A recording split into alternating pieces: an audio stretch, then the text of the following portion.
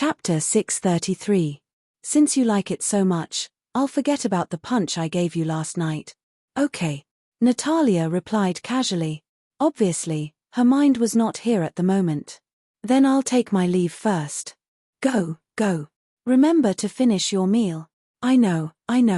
Reynolds was actually very happy to see that Natalia liked the sword he gave her so much. However, he did feel a little sad that she ignored him. Reynolds thought to himself as he returned to his room. Just now, the 6 wings turned green, which means that the wood element magic particles in Tizia's body should be very important. The wood element magic particles have the effect of recovery. She's indeed a saint. Reynolds complained. He changed into the rabbit pajamas and threw himself on the bed. His movements were smooth, and he could not be more skilled. I wonder how Avina is doing now. Gulp. Now, Avina's carriage had already driven for a long distance. The carriage had just driven through a very bumpy dirt road, and Avina's bones were about to fall apart. In order to save time, Reynolds spent a lot of effort to find the nearest path to their destination. After all, the carriage he hired was charged according to the distance. I wonder how Tizia is doing now. Avina put her right hand on the window of the carriage, and then clenched her fist and gently pressed it against the right side of her face. They were now in a small mountain area. The scenery outside the window was still very beautiful. There were birds, flowers, apes, and a quiet forest. Of course, it would be better if the left side of the road was not a cliff. The fresh breeze made Avina's mood much more relaxed. Previously, she had been cooped up in her room studying creation research, and she did not have much time to rest.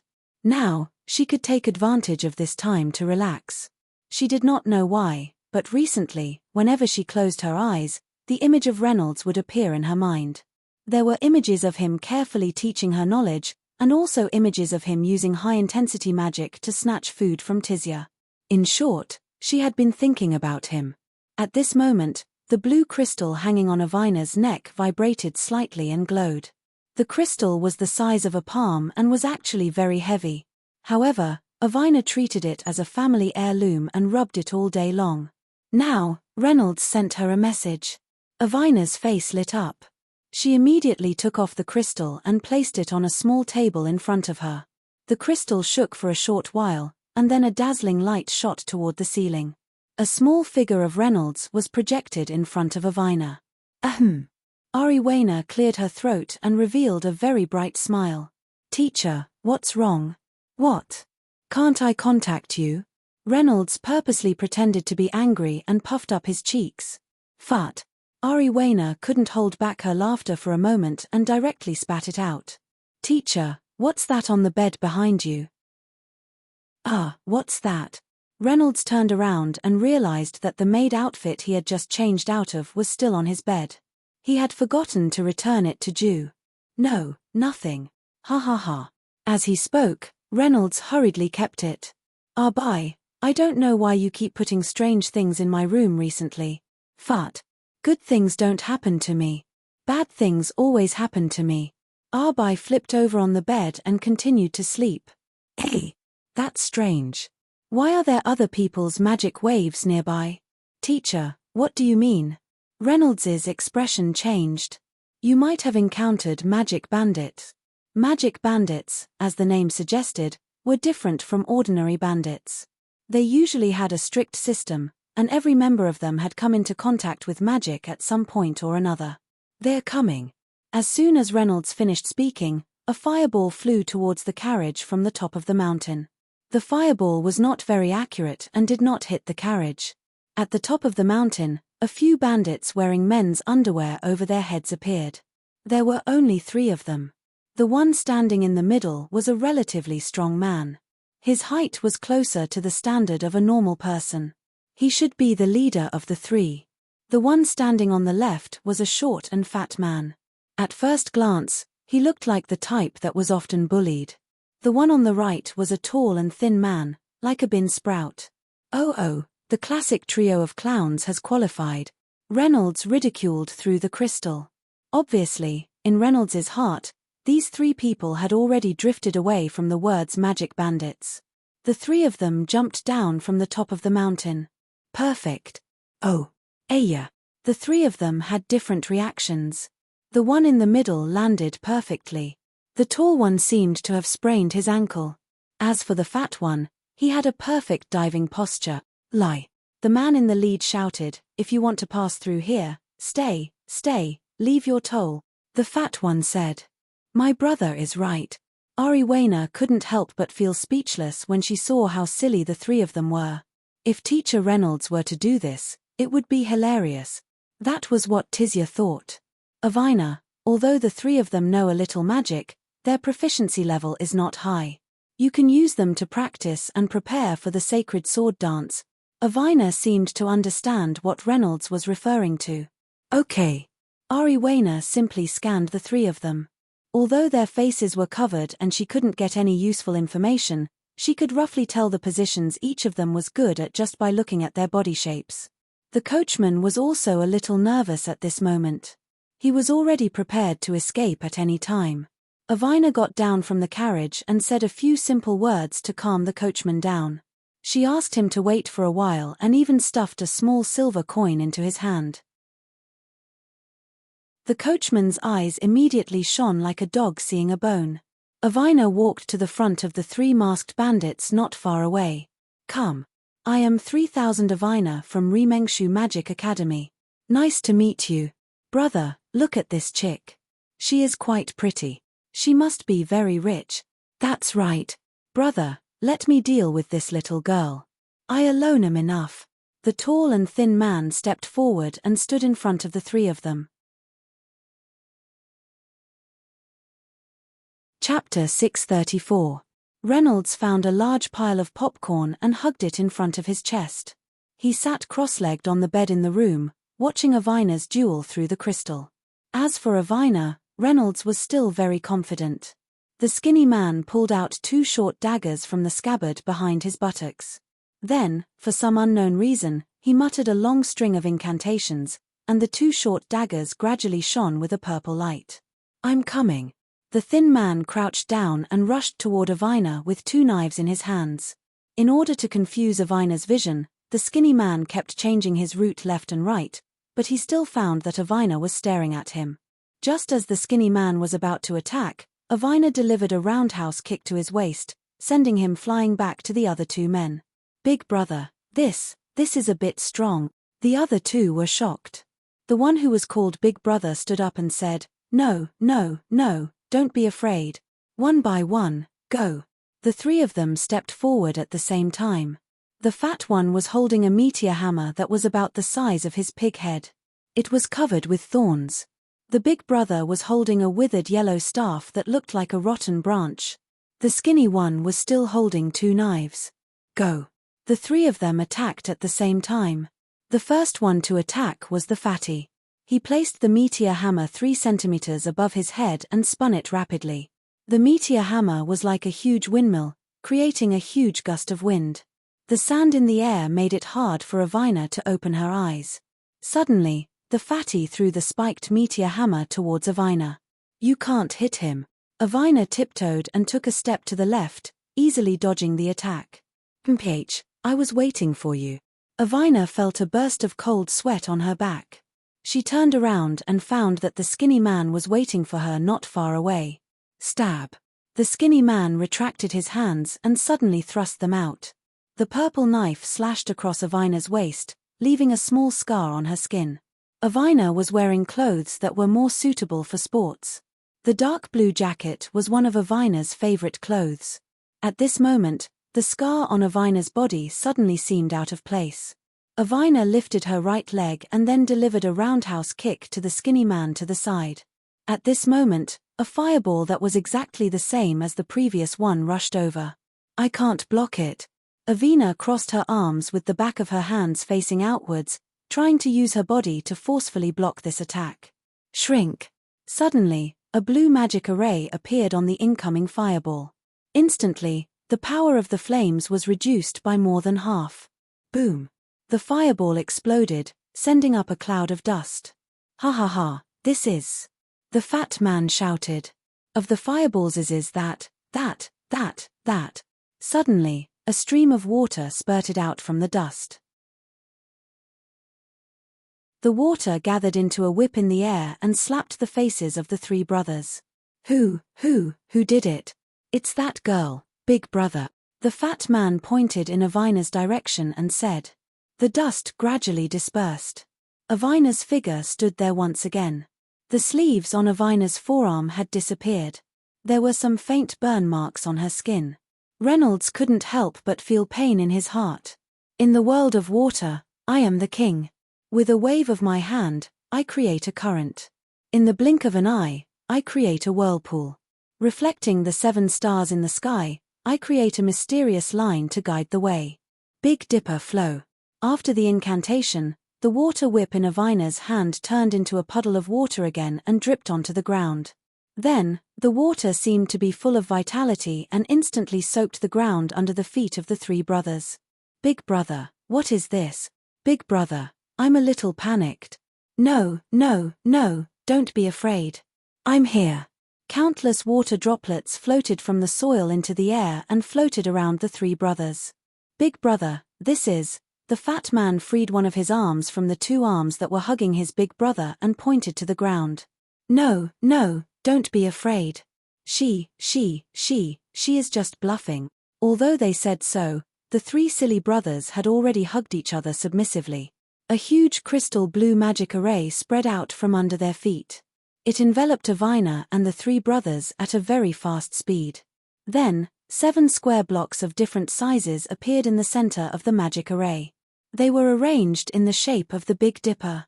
Then, with a flash of light, the square blocks were connected with each other using water currents.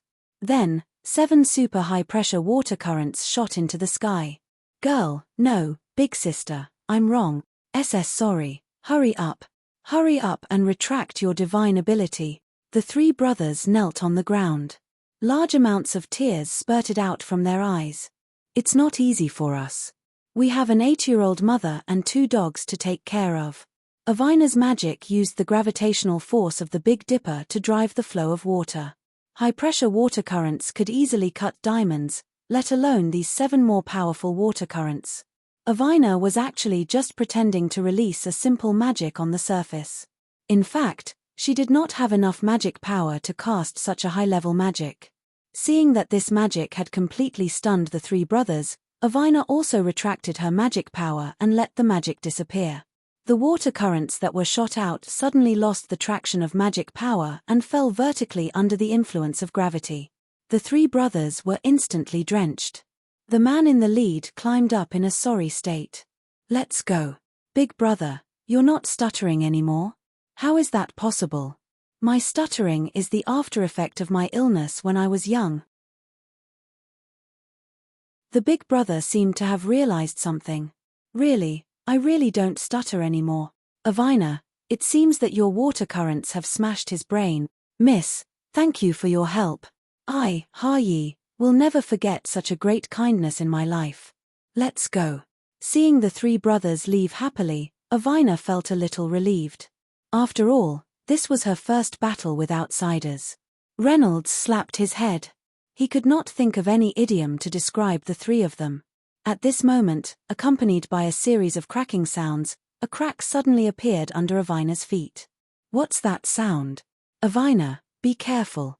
Before Avina could react, the ground under her feet suddenly collapsed and she flew toward the cliff behind her.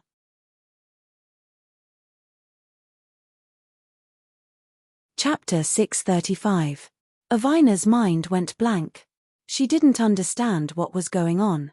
Wait, I haven't. Just as they were about to fly off the road, the crystal on the carriage suddenly emitted an extremely dazzling light.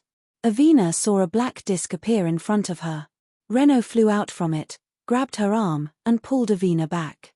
In that instant, time seemed to have stopped in front of Ariwaina's eyes. The position that Reynolds was grabbing was where her arm was burned by the fireball. Although waves of stinging pain constantly stimulated her, this indescribable feeling made her feel so blissful. Avina looked straight into Reynolds's eyes, as if they were a bottomless ocean. She always felt that she was going to be immersed in it. Reynolds turned around and pulled with all his might. The 2 of them returned to the side of the carriage. Teacher, Avina said with embarrassment. Idiot. Reynolds knocked Avina's head lightly. Luckily, I was able to use this crystal to teleport here in time. Otherwise, you would have fallen down. Teacher. Avina was a little touched.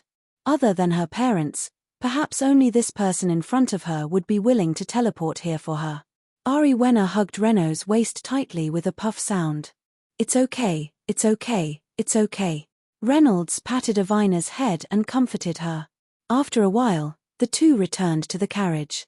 The collapse just now had caused the carriage to be in a state where it couldn't move forward.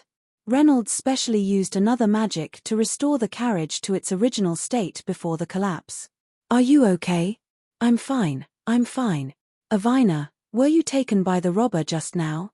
Why are you stuttering now? Reynolds joked. No, no. Haha, you're still denying it. Teacher, you always bully me. Reynolds suddenly remembered that Avina's hand was burned. He squatted beside Avina's knees and gently pulled up the new clothes that Avina had just changed into. Of course, the so-called change of clothes was just a change of clothes. This place wasn't suitable for a girl to change clothes. Seeing Reynolds's actions, Avina's adrenaline was rapidly secreted. Her delicate little face suddenly turned red. She looked like she wanted to say something but didn't dare to. It was really cute. Reynolds gently grabbed the upper part of Avina's wrist. Although Avina had already treated the wound simply, it was only limited to a thin layer of gauze on the outside. Hiss! Avina gasped. In fact, Reynolds's action of tearing the gauze was already very careful, but it still inevitably caused some pain. Some of the gauze is already stuck to the flesh. Reynolds muttered softly. Avina, your injury is more serious than I thought. Although I'm not very good at healing magic, don't worry, I have other methods. When Reynolds had asked Avina to challenge the three robber brothers, he had already thought of a plan in case she got hurt. It wouldn't be good to go home with a body full of injuries. There are two twin stars in the sky, one heart and one mind, no distinction between one and the other. Shift. A small white magic formation appeared above Avina's wound. This magic formation was slightly different from the usual ones. The runes at the edge of the magic formation were obviously a few times more than other magic formations. It could even be said that they were densely packed, and it was difficult to see any of the runes with the naked eye. It's so comfortable. Ariwena felt that her wound was healing at a moderate speed, accompanied by a faint cooling sensation. It was as if an indescribable soft object was caressing her. After a while, Avina's wound had completely healed, and white, tender skin once again appeared on her arm. Little girl, be careful next time. You're lucky I was there this time, or the consequences would be unimaginable. Millimeter. Teacher, why did the magic just now seem different? Oh, that's a special magic. Special magic. Isn't that something only very powerful people can do? Teacher, you're so powerful. Avina subconsciously hugged Reynolds's arm. Tilda teacher, what's wrong? Ariwena followed Reynolds's line of sight and realized that her well-developed chest was sandwiching the teacher's arm in the middle. Tilda teacher, I didn't do it on purpose. Avina's face instantly flushed even redder than before, and she suddenly felt a little embarrassed. Ahem. My child is developing really well these days. If there's nothing else, I'll go back first. Reynolds stood up, and a black disc that was just taller than his body appeared in the carriage. Just as Reynolds took a step into it, Avina's voice suddenly sounded from behind. Teacher, you must look really good in a maid costume. Poochie. Reynolds staggered and fell into the black disc. Teacher, you can do it. Avina looked out of the window with happiness written all over her face. The scenery is so beautiful. Hee hee. Oh, Erlang, I went to buy a lot of food today, including white, red, and green. Speaking of green, I think of an unbearable past. Why is the hat green? It's because of love. In the depths of the forest, a short figure was happily jumping forward, humming an indecent folk song from his hometown. This place was near the ancient tree where Reynolds had found Natalia lying. The figure was still moving closer and closer. Judging from the song, the voice sounded a little young, and his off-key ability to kill people was probably comparable to Reynolds's. The surrounding fog dispersed, and the figure actually looked a little familiar. It was actually the chubby boy that Reynolds had met in Wildflower Village. There was a vegetable basket hanging from the chubby boy's right wrist, which was filled with white, red, and green vegetables. Of course, most of the vegetables were green. He was also wearing a pointed green hat with a product label on it. Reynolds had no idea where he got it from. The chubby boy walked and jumped to the side of the ancient tree. "Huh, that's strange. Where did my toy go?" The chubby boy seemed to be looking for something. Suddenly, his nose twitched as if he had smelled something special. "Oh, it's little Reynolds. It seems that he came earlier than I expected. Forget it, I'll give my toy to him."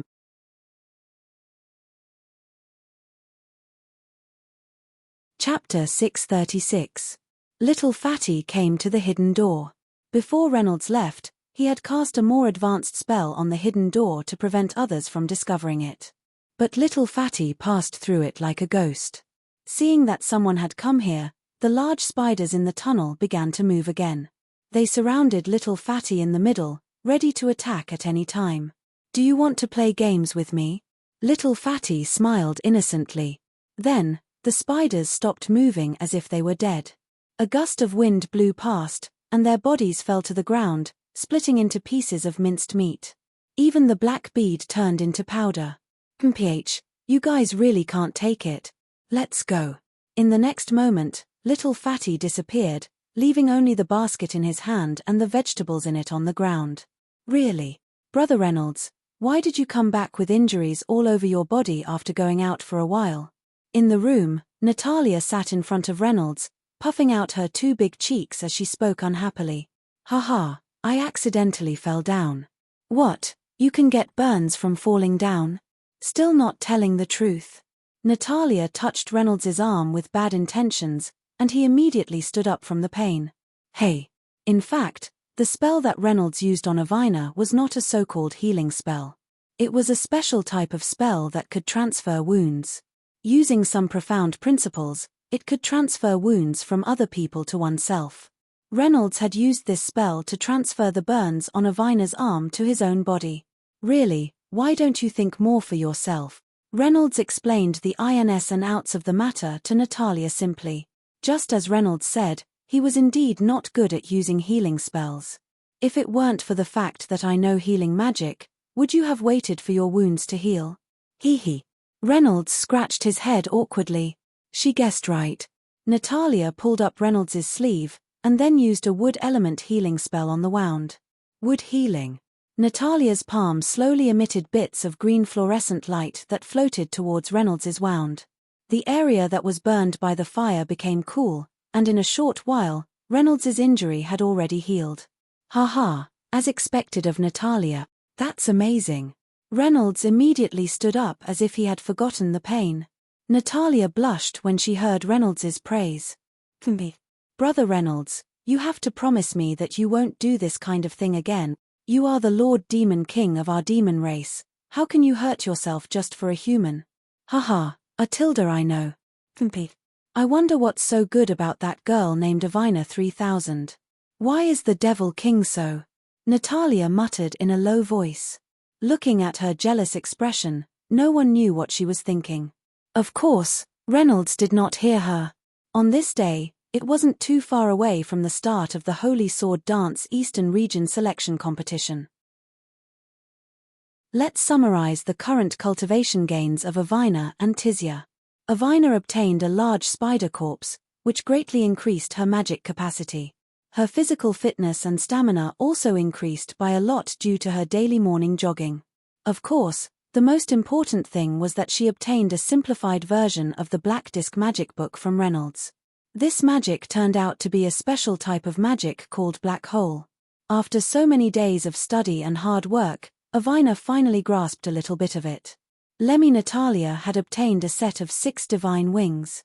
Because of the magic particles, his physical fitness had also improved greatly. Thanks to Reynolds, his body was filled with dense wood element magic power, and his recovery ability had improved significantly. Hey, what the hell is this explanation that sounds like a game system? Speaking of the fact that her body was filled with wood element magic, Perhaps even Tizia herself might not know about it. In fact, Tizia had mentioned it before when they were training in the open space, but she had probably forgotten about it by now. Simply put, wood element magic had a very strong recovery ability.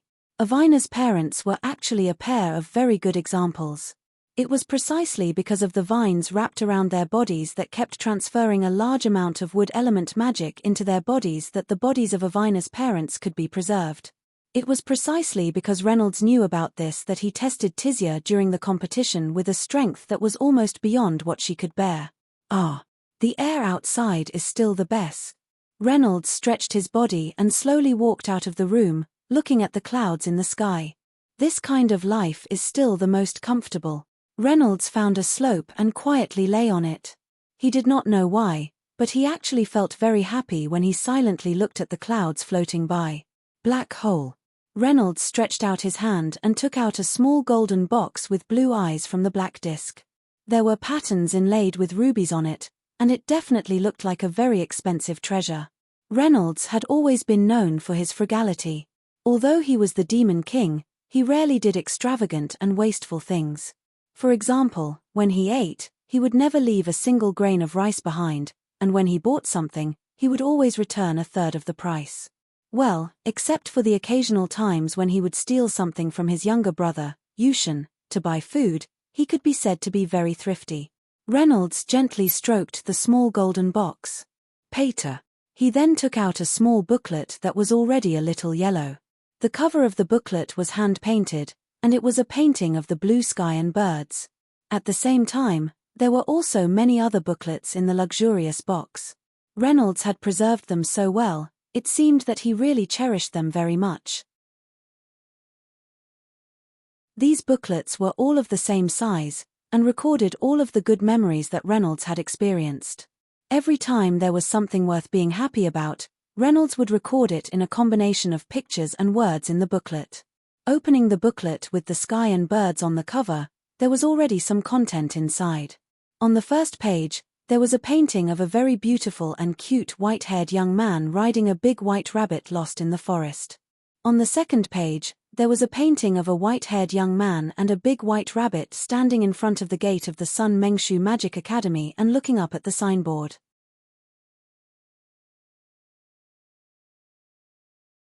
Chapter 637. On the third page, there was a girl with blonde hair and light orange eyes who was fighting with a boy with white hair for a drumstick. On the fourth page, there was a girl with short dark purple hair. Looking at the pictures on the album flipping page by page, Reynolds unconsciously revealed a very happy expression on his face. He then continued to flip. He flipped very slowly, afraid that he would miss something. After a while, Reynolds finally found a blank piece of paper. He waved his hand and a paintbrush appeared. He placed the back end of the paintbrush against his small head, tilted his head, and thought for a moment. Then, he gently wrote on the paper. The corners of his mouth unconsciously curved upwards. He looked really happy. The territory of the 3,000 aristocratic families was very big, and they ruled a small city in the eastern border region. The territory here was vast, and there were rich mineral resources and land resources. It was widely known among the human race that the demon race was incomparably ferocious, killing people on sight. The entire eastern border region was close to the demon race's ruling area, so the prosperity here was slightly behind the other regions. "Dad, Mom, I'm back." A very pleasant and clear voice sounded. "My baby is finally back. After many days of trekking, although there were a few small accidents on the way." "Hey, you call being robbed an accident?" Avina returned home smoothly. According to the standard of the country, aristocrats must live in high-end houses and use luxurious equipment. Regarding this rigid rule, there were actually many simple ministers who opposed it, but they were all rejected by the king's words: "We aristocrats should be superior." Although the area ruled by the 3,000 aristocratic families was not rich, and the basic necessities could barely reach the standard of food and clothing, the people living on this land lived a very happy and comfortable life. The Lord, Avina's father, never collected high taxes, and if there was something good, he would even share it with the people, so he was very loved and respected by the people. Since returning to the small city, the people on the street instantly recognized Avina. "Oh, Isn't this Miss 3000? We have some delicious fruits in our store. Quick, take some. Your lousy fruits can't make you hungry, miss. Come and eat the fresh fish I just caught. Everyone on the street greeted Ari Wenner warmly. This was all thanks to the popularity she had accumulated over the years. Daughter, I've seen the letter you sent back. It's really amazing to represent the Academy in the Sacred Sword Dance Festival. Dad, I'm so happy for you. Avina's father sat excitedly on the sofa with snot and tears running down his face. This man looked quite mighty. He was 1.88 meters tall, and his black hair was like a spiky ball. His name was San Chen Wu. You're already so old, yet you're still sticking to me like a child. Avina complained. What? My daughter, don't you love your father anymore? Well, it seems that I can only go to the fruit orchard and use my blood to water the fruit trees that they carefully care for. Then, I will go to the sea to fish and use my body to feed the small fish that are still crying for food. I hope that they will have a good harvest next year. After saying that, San Chen Wu patted his knees and slowly stood up. Yes, his movements were very slow. Hey, I'm already out the door. Why isn't anyone stopping me yet? San Chen Wu peeked at the living room from the corner of his eyes and realized that Ari Wenner was happily chatting with her mother. Finally, realizing that the 3000 Epiphany was still moving slowly, Aweena's mother turned around. Hey, why aren't you out yet? Do you want me to give you a ride? Daughter, save me. San Chen Wu cast a glance at Avina, secretly hinting for her to quickly come and save him. Unfortunately, there was no movement from Avina's side. My daughter, I feel that she is getting farther and farther away from me. San Chen Wu suddenly had an idea and thought of a way to get out of his current predicament. Hey, my daughter, why did you suddenly think of going home? Could it be that you miss your father? Unfortunately, he didn't dare to say the words that followed because he had already seen the murderous gaze that his wife shot over. Avina's mother looked very young. Her long purple hair was like a 3,000 feet long waterfall hanging behind her head. Her black eyes revealed a mysterious beauty. Yes, as expected, the daughter had inherited her mother's excellent genes. Oh right, Avina, why did you suddenly come home? Yes, successfully diverted her attention. Wait. What does yes mean? It's about the preparation for the Sacred Sword Dance Festival. Our new teacher specially took us through special training in order to improve the strength of me, Tizia, and another classmate. Yes, and then, San Chen Wu sat on the sofa next to her and said, Hey, when did you come back? Don't mind it. Ha. Our teacher told me to go home first and accept the inheritance of heterochromatic pupils. That way, my strength will increase greatly. By the way, Mom, what exactly is our family's heterochromatic pupils? When Avina's parents heard this, they couldn't help but look at each other, then asked hesitantly, Who is your teacher? How did he know about our heterochromatic pupils? When Avina saw that her parents' reaction was a little strange, she began to speak the truth a little hesitantly. He said that if I gave this to you, you would know. Avina took out the badge that Reynolds gave her and placed it on the table.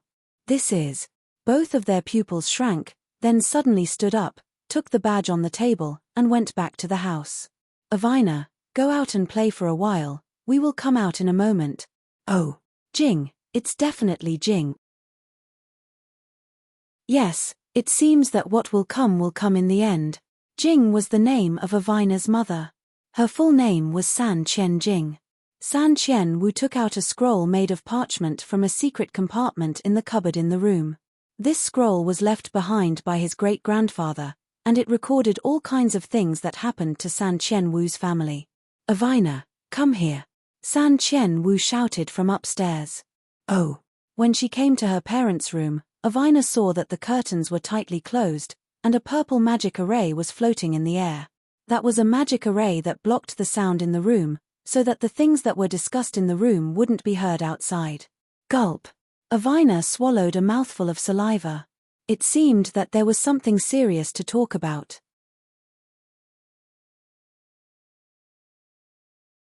Chapter 638.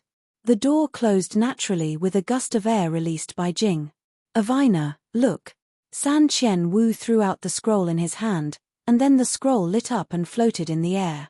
With a wave of his hand, the brown hemp rope that bound the scroll fell to the ground, and the scroll slowly unfolded in the air. "This scroll is my great-grandfather's record of something that happened to our San Qian Wu family in his generation. 1,000 years ago, the human race started a war with the demon race, and the war lasted for thousands of years. At that time, my great-grandfather was a doctor, rushing to various big cities and small mountain villages. He deeply felt that the lives of the people were unbearably difficult because of the war, so he proposed a truce to the king, but my great-grandfather's proposal was not adopted by the king. At the same time, my great-grandfather was chased by the radical faction. At this point, San Qian Wu was stuck, as if he didn't want to continue. And then? Avina asked anxiously. She felt as if she was listening to a story halfway through, and the story was already tantalizing, but she suddenly stopped talking. The radical faction's chase was very fast. They even sent a magus to chase after my great-grandfather. In desperation, my great-grandfather came to the border of the demon race, but the war there was tense. My great-grandfather was attacked as a spy, but was later rescued by someone. Rescued? Then what does this have to do with the badge that teacher gave me? The person who saved my great-grandfather brought him to the demon world and took good care of him, as if he was a guest. Avina was a little confused. Isn't there a war? How can they still treat humans as guests? When my great-grandfather came to the demon world, everything he saw was very different from the rumors. Although the demon race lived in groups according to the tribe at that time, and the standard of living was backward, there was no such thing as a homicidal maniac, at least that was the case in that tribe. My great-grandfather asked the person who saved him why he saved him, so that person explained the purpose of his visit to my great-grandfather. In fact, a good friend of his had passed away due to illness. But he collected that person's soul, and he wanted my great-grandfather to sign a contract. Contract? Yes, it's a contract. The contract is to combine the soul of that friend with the descendant of great-grandfather. If there is an existence in the descendant with a high compatibility with the soul, then the soul will merge with the existence with a high compatibility. But this is equivalent to resurrection. How can such a thing exist? Indeed, although I can't believe it, it's true. Avina's mother continued the topic and continued in a very gentle voice. The heterochromatic pupils is actually the proof of the contract. My great-grandfather once asked why they were heterochromatic pupils. It is said that this is an ability of my savior's friend. His friend was also a magic genius. Because of a research accident, her 2 eyes were different colors, but at the same time, it gave her special abilities. That's right, my great-grandfather, of course, my savior's father. When my savior saved my great-grandfather's grandfather, he said that when you see this badge, it of my savior. S of this, S of Ina, what's your teacher like? His name is Reno, but he looks very young and handsome. Since great-grandfather's savior was from 100 years ago, then he can't be my teacher. Handsome? Your teacher is a woman? No, he's a man. He's very gentle and strong, even stronger than Dad. Avina, do you know why I didn't let you train your heterochromatic pupils when you were young? I don't know. Avina shook her head. It's because you're the one with the highest compatibility. Avina's heart skipped a beat. Dad and Mom's heterochromatic pupils can be concealed, but your heterochromatic pupils can't be concealed. That's not right. Shouldn't it be that the higher the compatibility, the better it can be concealed? Think about it. If the left side of a cup is filled with water and the right side of the cup is filled with ink, then we can change the direction of the cup so that others will see the murky ink. But when there is only water in the cup, then no matter how you adjust the direction, it will always be water. Oh. Finally, under her father's explanation, Avina completely fell into the endless cycle of reincarnation. I don't understand. Dad and Mom are just worried that after you train your heterochromatic pupils, you'll become that unknown so-called friend. It's fine, Dad and Mom. Avina sighed with relief. So that's the reason. Dad and Mom, don't worry. I, Avina, will always be your good daughter. Daughter. San Qianjing nodded with relief. My daughter, you're right. I'll always love you. Ah. Wu was so moved that he cried. His appearance was a huge contrast with his figure. After a short while, Avina received the parchment and a thick book from her father. According to her father, the book recorded the relevant information about heterochromatic pupils and the training method, but only the one with the highest compatibility could open it. The cover of the book was also a little shabby. The color was blue, but now it had already turned gray. There were two incomprehensible figures at the bottom right corner of the cover, and they didn't know what they meant. Avina went back to her room. She hadn't been back for a long time, and it felt so good. After a comfortable bath, Avina sat on her bed in her pajamas. Her hair was still a little wet, and there was a trace of redness on her face. Obviously, it was the reaction after the bath. In order to create a historical atmosphere, Avina specially turned on a small lamp above her head, and then sat in the middle of the bed with her legs crossed. The pajamas were the fluffy and cute bunny style. Since the last time she saw Reynolds' pajamas in his room, Avina spent a lot of effort to get the same style of pajamas. However, the pajamas she was wearing were white. When she lay on the ground, she looked like a big abai. Just like what San Qianwu said, the parchment did indeed record the past experiences of his great-grandfather, Avina's great-grandfather. Avina skimmed through the parchment. As she continued reading, Avina finally understood why her parents practiced heterochromatic pupils. According to the parchment, once Avina fully mastered heterochromatic pupils, she would completely unlock the memories of the friend who saved her great-grandfather's life. Perhaps she wouldn't be the current Avina. Chapter 639. Reading this, Avina cheered herself up. Come on, Avina. You'll definitely defeat that person's memory. She skimmed through the parchment a few more times, and finally finished reading it. Avina put the parchment into the drawer of her bedside table, then picked up the heavy book. There was always an indescribable feeling. Ariwena always felt that this book had some slight attraction to her. Flipping open the faded cover, what appeared next was a bunch of densely packed words. It seems that I'm indeed the most compatible one. When you read this book, I'll be so proud of you. Hey, why are there still typos? Then, the same content appeared on the next line. When you read this book, congratulations. You've inherited the will of my best friend. Oh, I even started a new line and started writing again. In the following days, Avina even read the book that recorded the information about heterochromatic pupils like a storybook. After all, the book was full of typos and scribbles. At the beginning of the book, there were a lot of typos. It was okay to write congratulations as congratulations, but later on, there was even a will as unfulfilled will, which made Orina laugh. Later on, because there were too many typos, the author didn't even bother to write a new line. Instead, she just used ink to write a cross on the previous typos to deal with it. As Avina read, she suddenly found some jagged edges on the inside of the book. It seemed that a page had been torn off. Combined with the ink mark on the next page, it seemed that the page had been torn off. Yes. Sure enough, there were too many typos, which caused the page to be torn off in anger. I don't know why, but the tone of this book is very familiar. Avina continued reading. As expected, as the narrative continued, the words recorded in the book became uglier and uglier. It was like a primary school student writing a 1,000-word essay. The more he wrote, the more impatient he became. In the end, he let himself loose. Haha, it's really like Mr. Reynolds. Somewhere at this time. Achoo. Someone is speaking ill of me. After reading to the end, Avina slowly closed the book. Her slightly depressed mood suddenly brightened up because of the book.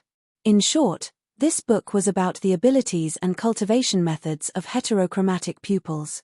Avina went through the important points in the book in her mind. Heterochromatic pupil can give the user the ability to see through and enhance. It can see through the facade and directly attack the essence of the target. However, it will also increase the consumption of magic power. It is like a double-edged sword. Whether it is good or bad depends on the user's judgment. Wow, she's very smart. The rabbit tail on Avina's pajamas swayed, looking a little charming. According to the book, in order to perfectly control the power of heterochromatic eyes, one had to draw a magic array with their own mana. Then, they had to implant the magic array into the eyeball.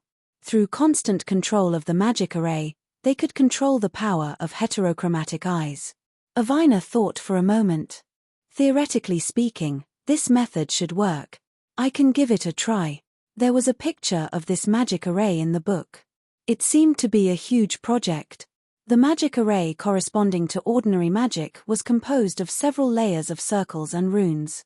However, this magic array actually had a 6-point star and an inverted triangle. This greatly increased the difficulty of drawing the magic array. Every stroke had to be perfectly symmetrical. Fortunately, there were still 2 weeks before the Sacred Sword Dance World's Eastern Region preliminaries, the 7 schools skipping competition. Otherwise, she was afraid that she wouldn't have enough time. I'll do it tomorrow. Sleep. Sleep. Avina lifted the quilt under her butt and crawled under it. She was still holding the book with many wrong words in her arms. She felt that it had Mr. Reynolds's scent. After a while, she fell into a deep sleep. Cuckoo, cuckoo. The sound of cuckoo birds chirping came from outside the window. It was a little noisy. Ah. Avina sat up from the bed, stretched, and yawned. I slept so well. Her hair was a mess, and even the bunny pajamas she was wearing had some creases. The originally smiling bunny head, hat, hanging behind her neck was also pressed into a crying face. It feels so good to be home. Cuckoo birds chirp during the day. Hey. Today was her first day back home. She couldn't waste such a good time. After all, the 7 schools skipping competition was not far away. Avina's room was very big. After all, there was another lazy person living here, Avina. Avina was adopted by the 3,000 families after the tragedy in Hope Village. Her family was very good to her. Avina was also very willing to be friends with her. The relationship between the two could be said to be very good. How good was it? Let's give a few examples. First of all, the 2 of them shared a room. On the left and right sides of the room, there were 2 beds with different styles. Avina's bed was warm, while Avina's bed was very warm. The 2 of them were inseparable, just like twins. Therefore, some of the tableware, toiletries, and other things were also bought as a pair. I wonder how Avina is now. Hey, that drumstick is mine. Pimpy. Have you ever heard of the saying first strike first? Pimph, I knew it. Luckily, I was more skillful and spat my saliva on the drumstick in advance. Enjoy it slowly. You're so evil. You flatter me, you flatter me. At this moment, Reynolds reluctantly put the drumstick in his hand back on the plate. The next moment, it was snatched away by Avina, who was sitting opposite him. Brother Reynolds, you can eat mine. Ju gave the drumstick in her bowl to Reynolds. I'm so touched. Oh. Avina saw someone put the drumstick in Reynolds's bowl. Her 2 cheeks suddenly puffed up like 2 big balloons, looking a little like a toad. Then she put on a pitiful look and looked at Lilith with a pleading look. Atilda Lilith was about to bite the drumstick in her mouth when she suddenly felt something dazzling beside her. She glanced sideways and saw Avina looking at her with tears in the corners of her eyes. Atilda Lilith looked at Avina and then looked at the drumstick in her hand. It seemed that she was struggling with something. Finally. Chapter 640. If you don't mind, you can have mine. Thank you so much. Avina snatched away the drumstick that originally belonged to Lilith. Don't bully Lilith, okay? Reynolds had no choice but to give Lilith Ju's drumstick. Back to the 3,000 families. Avina, who had just finished breakfast with her parents, went to a small hill in the town by herself. This place was relatively empty, and almost no one knew about this place. Therefore, Avina treated this place as a secret base that belonged only to the 2 of them. Sigh. Avina sighed. She couldn't help but think of the look on her father's face when they were eating just now. Haha, my daughter. Come and try the bento made by your father. The expression of the 3,000 families appeared in her mind again. Avina shook her head hard and threw all the distracting thoughts in her mind to the back of her head. I don't have much time left. I have to quickly master my heterochromatic pupils. Avina also brought the funny book over. She turned to the page with the magic array and calmed down to carefully observe it. After a while, Avina closed her eyes and used her heart to feel the mystery of the magic array. She reconstructed its appearance in her mind. She slowly raised her right hand. The tip of her index finger emitted a blue light. The tip of her finger spun along with the movement of her wrist, leaving a circle formed by water magic in the air. Okay, the first step is completed. Immediately after, Avina wrote a bunch of runes on the inner circle as a medium. Her fingertip began to move again. The next step was to draw a hexagram inside the runes. This time, she drew very slowly. Her speed was probably slower than a turtle's crawl. Yes, men can't be too fast. Although Avina is a woman. Suddenly, with a bang, Avina's hand trembled and directly caused the magic array in the air to break. It's so difficult. Avina sighed. This was not only a big test of one's magic storage, but also a test of one's concentration. Again, just like that, everyone finally stepped into the door of magic. Avina wanted to walk the path of a magic swordsman. To put it bluntly, she wanted to be a swordsman who used magic to strengthen her melee combat abilities. This position would often play the role of restricting the enemy's attacks, attracting firepower, and attacking the front line. According to the latest notice that had just been passed down yesterday, this year's 7 schools skipping competition would be conducted using the isolated island battle, which was ranked first in the voting list. The rules of the competition were very simple.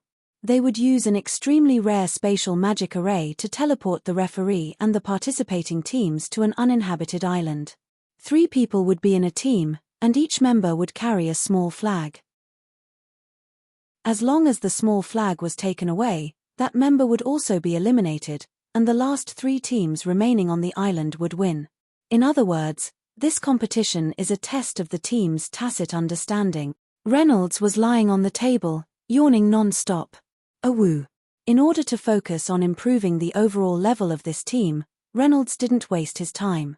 The fact that a lazy bum like Reynolds could happily come up with a strategic plan showed how much importance he attached to this 7-school jump. Should I give them an S-rank destruction spell? No, that would be against the rules, and it wouldn't be interesting. Reynolds thought for a moment. I've decided. I'll teach them an A-rank detection spell. Reynolds called over Lilith, who had been diligently practicing magic, and discovered that Lilith was now able to completely master this miniature black hole spell. Lilith, I came to find you this time mainly because of the 7 schools skipping competition. After that, Reynolds briefly explained the latest rules of the 7 schools skipping competition to Lilith, and then taught her a magic incantation. It was said that through this spell, one could instantly obtain the position of their teammates and communicate with them across space, using this effect to achieve an unexpected surprise attack. Lilith was also quite smart. She could remember most of it after Reynolds explained it once. Lilith didn't ask what level of magic it was, because Reynolds was already close to an omnipotent existence in her eyes.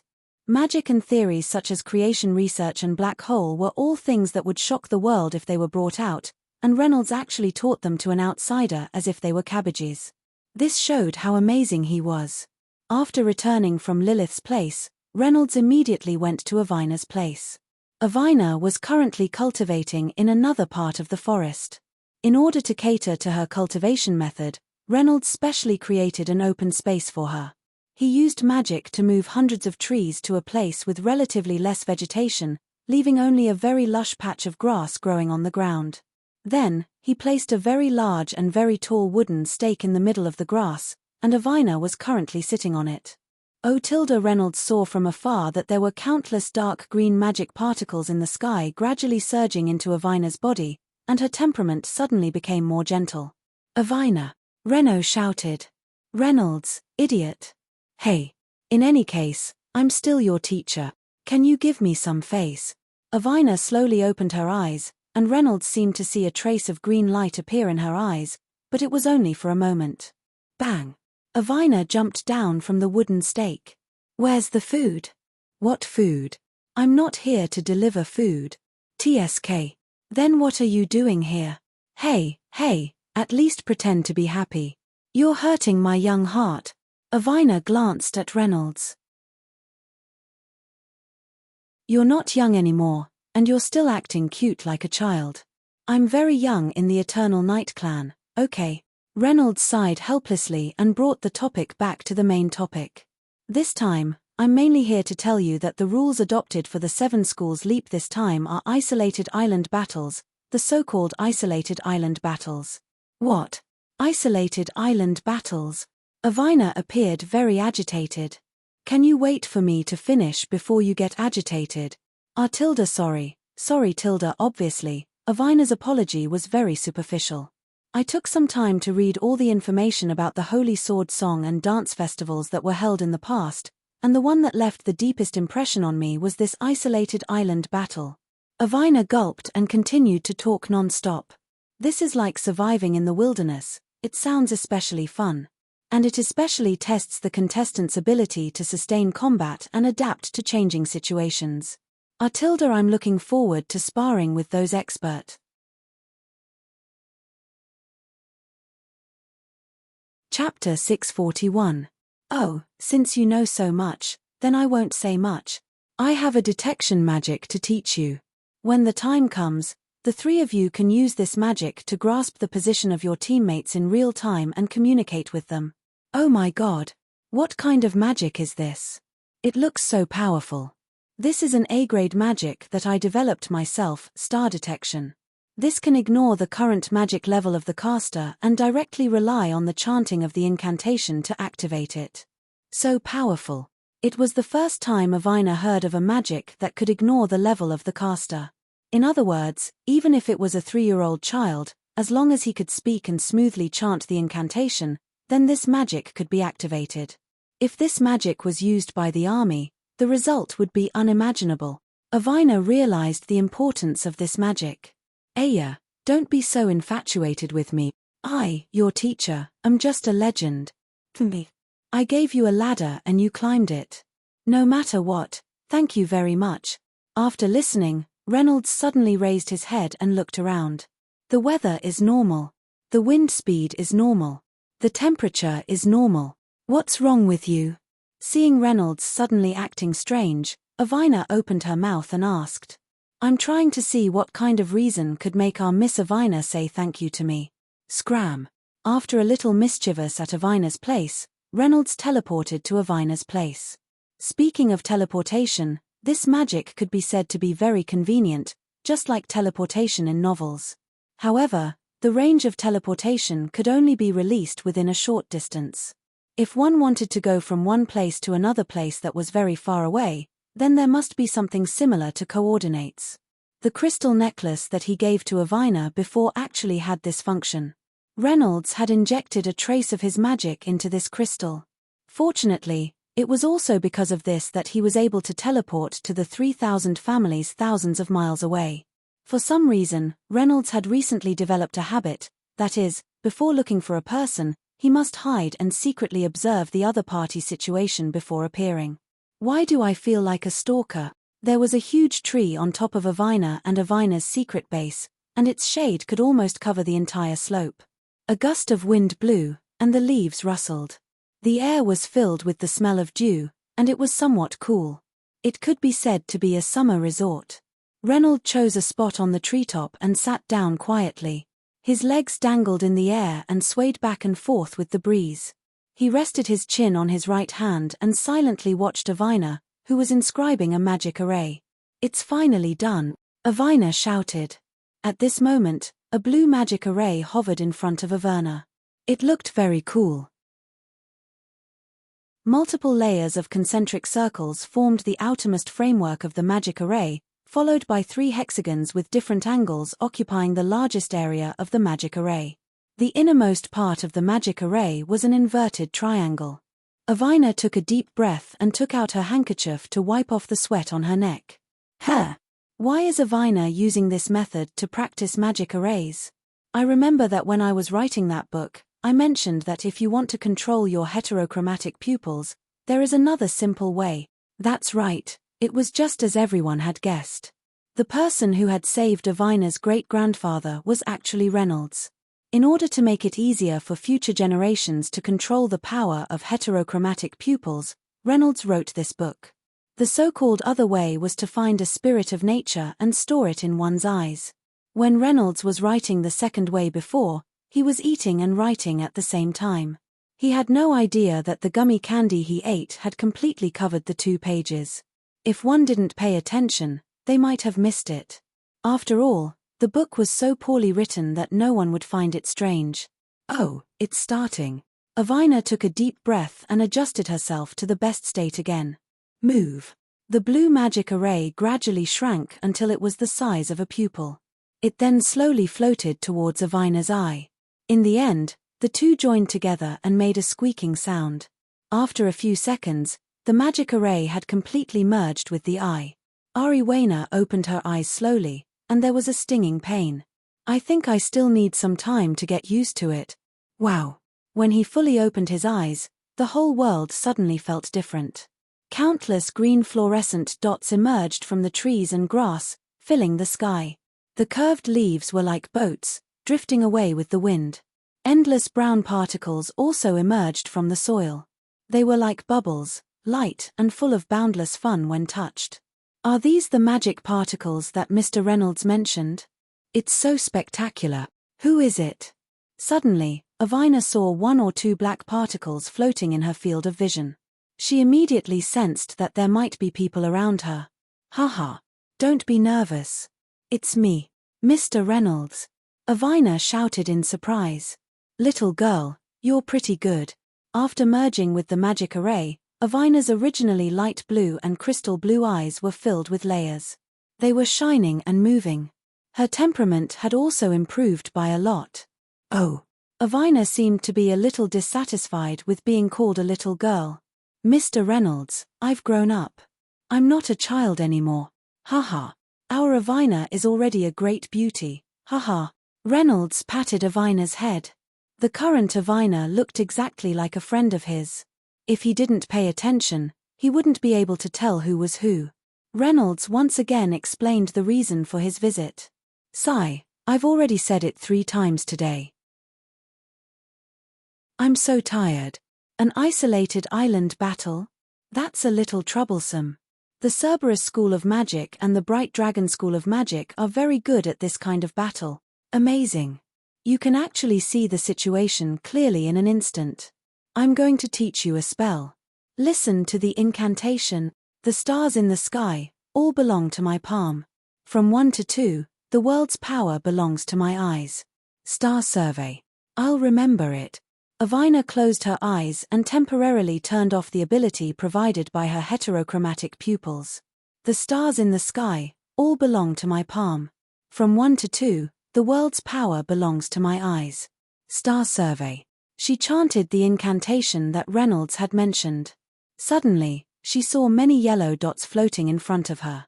Then, they formed a topographic map of the surrounding area. Outside the topographic map, there were 2 constantly flashing red dots. That should be the current position of Avina and Natalia.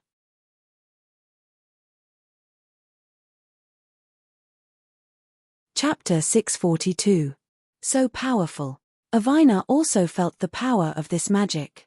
You should familiarize yourself with this magic. If there's nothing else, I will be going back first.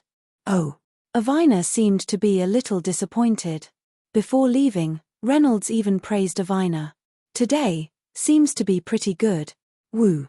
Activating the space jump magic, Reynolds's body suddenly emitted a dazzling white light and disappeared from the spot. Atilda, I am so tired, so tired. Hurry up and finish eating and sleep. Originally, he thought that today's trip was already over, but he didn't expect that just as he returned to his room, another accident happened. At this moment, Reynolds saw that the corner of Avina's mouth was slightly curved upwards. Tilda Reynolds, you actually still don't trust your own student. Pa. Reynolds suddenly gave himself a fierce slap.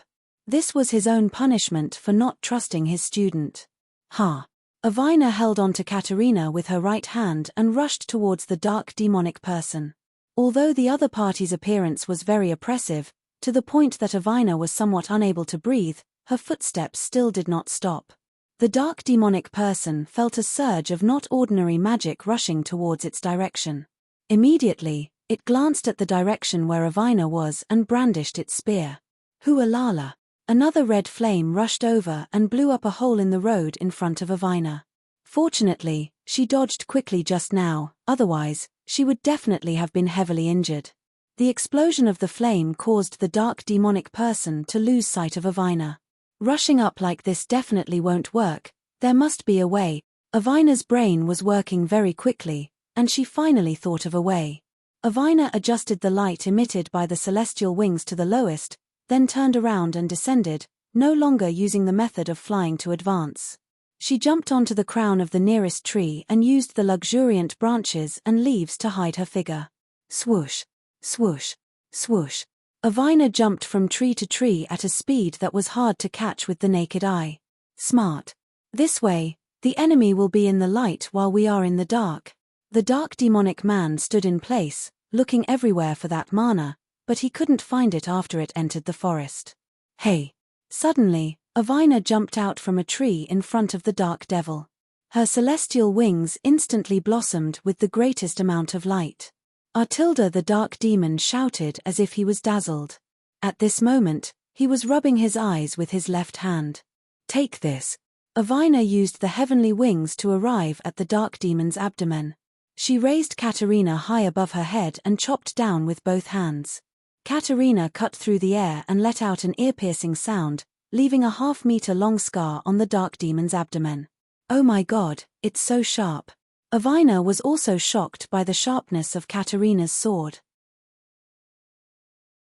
She felt as if she was chopping a piece of tofu when she struck the dark demon. There wasn't the slightest bit of resistance. Roar! The dark demon roared fiercely after being hit in the abdomen. It seemed to be in great danger, but fortunately, it had already locked onto Avina's mana. No matter where Avina escaped to, it would be able to sense her position. Not good. The dark demon swung its spear at Avina, but its movement was too big and she dodged it. Condensed blazing heat, transforming into endless flames. Sometimes incomparably ferocious, swallowing the sky and destroying the sun. Sometimes as cold as ice, covering the sky and covering the sun. Explode, ice flame thorn. Avina chanted an incantation. At the same time, many deep blue magic circles appeared above the dark demon's head. They continuously rotated.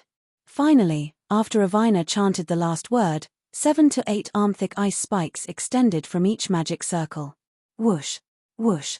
Whoosh! Under Avina's command, all the ice spikes were aimed at the dark demon, and then fiercely smashed into its body like water droplets. Perhaps to the dark demon's body size, an ice spike the size of a human arm wouldn't hurt or itch, but the ice spikes were endless like water droplets. At least 7 to 8 ice spikes pierced the same place. Soon, many holes appeared on the dark demon's body. From afar, it looked a bit like a beehive. If someone with trypophobia saw this, they would definitely be disgusted. Finally, all the ice spikes were released. At this moment, the dark demon actually stood in place, not moving at all. Dead. This thought appeared in Avina's mind. But in the next moment, she firmly denied this answer. Because Avina saw that every wound on the dark demon's body was wriggling. Although it was very weak, she could still sense it. That's right, we dark demons have self-healing abilities, Ju said proudly from the second floor. In the corner of her eye, she saw Reno floating in the sky. Reno cast a low-level invisibility spell, so it wasn't difficult for a magus like Ju to see through it. Could it be that Reno really gave Katerina to me? Watch me. In order not to give the dark demon any time to breathe, Avina actually charged straight at it. This idiot. Just as Avina was close to the dark demon, its originally closed eyes suddenly opened. Not good, I fell for it. The raging flames in the dark demon's eyes condensed into a line and shot towards Avina. You can't dodge it. The high-pressure fire beam pierced through Avina's abdomen, and a very obvious hole appeared in her stomach. There were already some charred pieces of flesh nearby, and blood flowed out uncontrollably.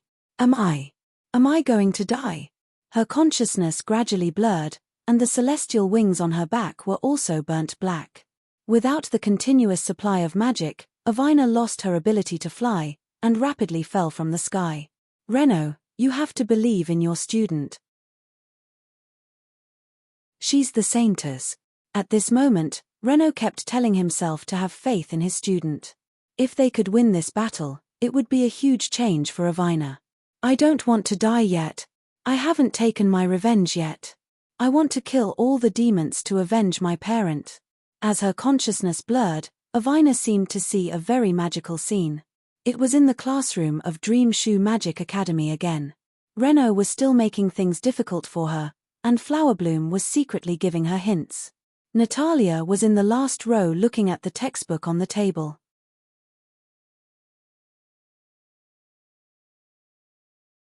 Chapter 643.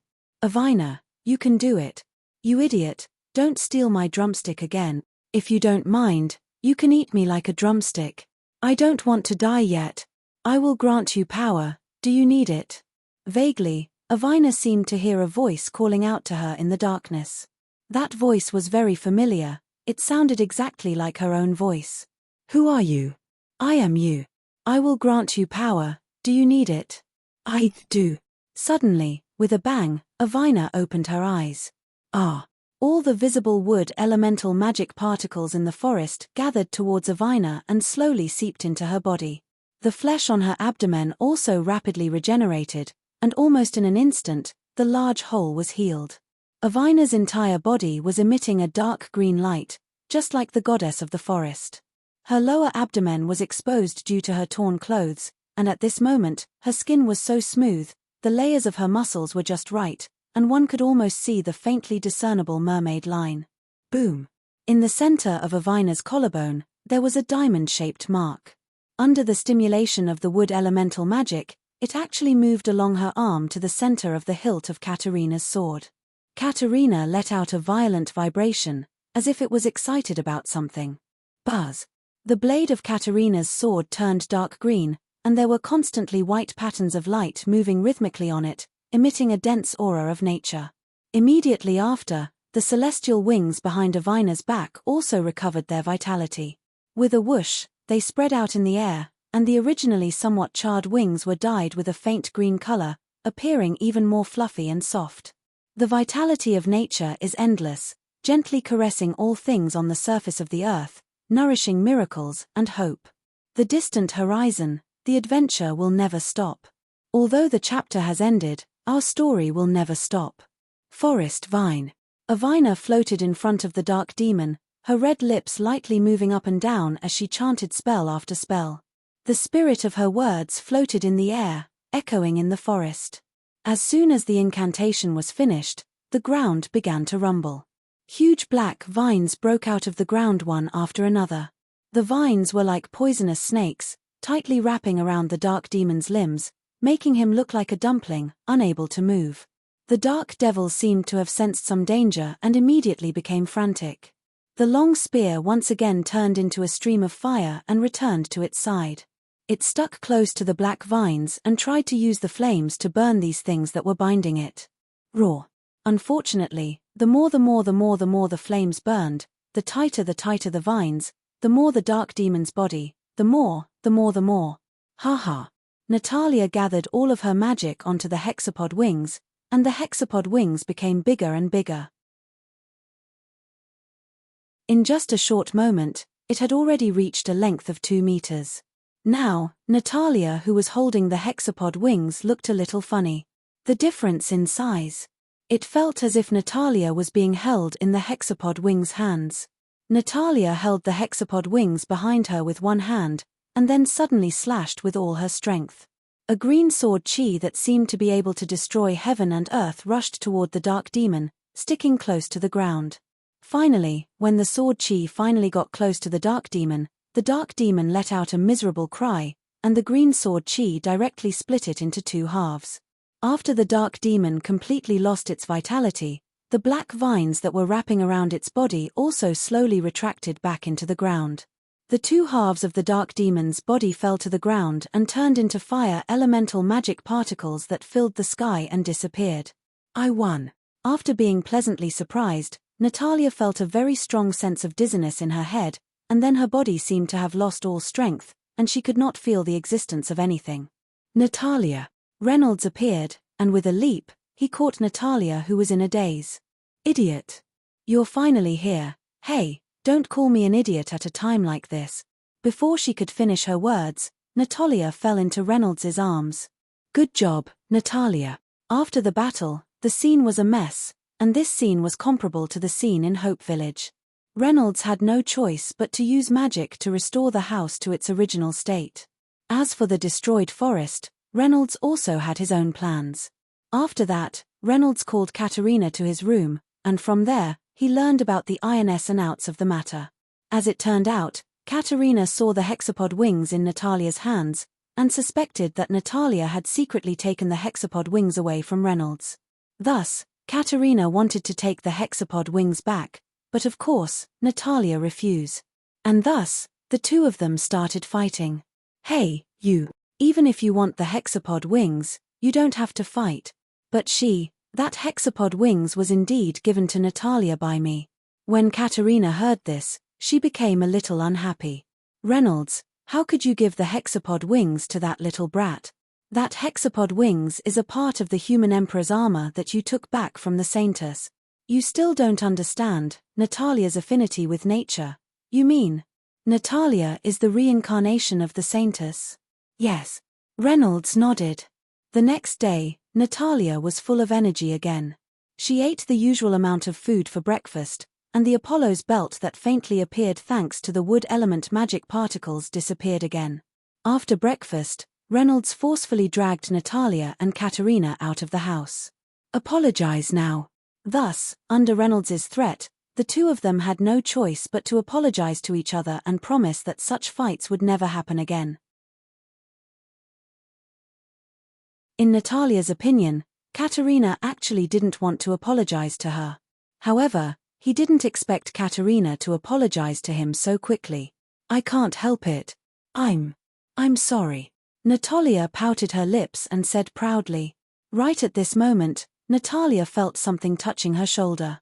She raised her head and saw that Katerina was looking at her with a trace of pity in her eyes.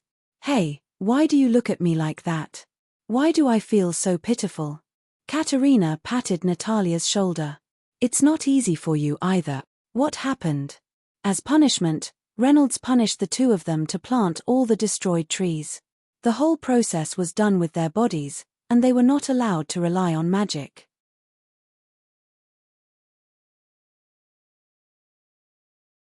Chapter 644. Although they had put up a meaningless resistance.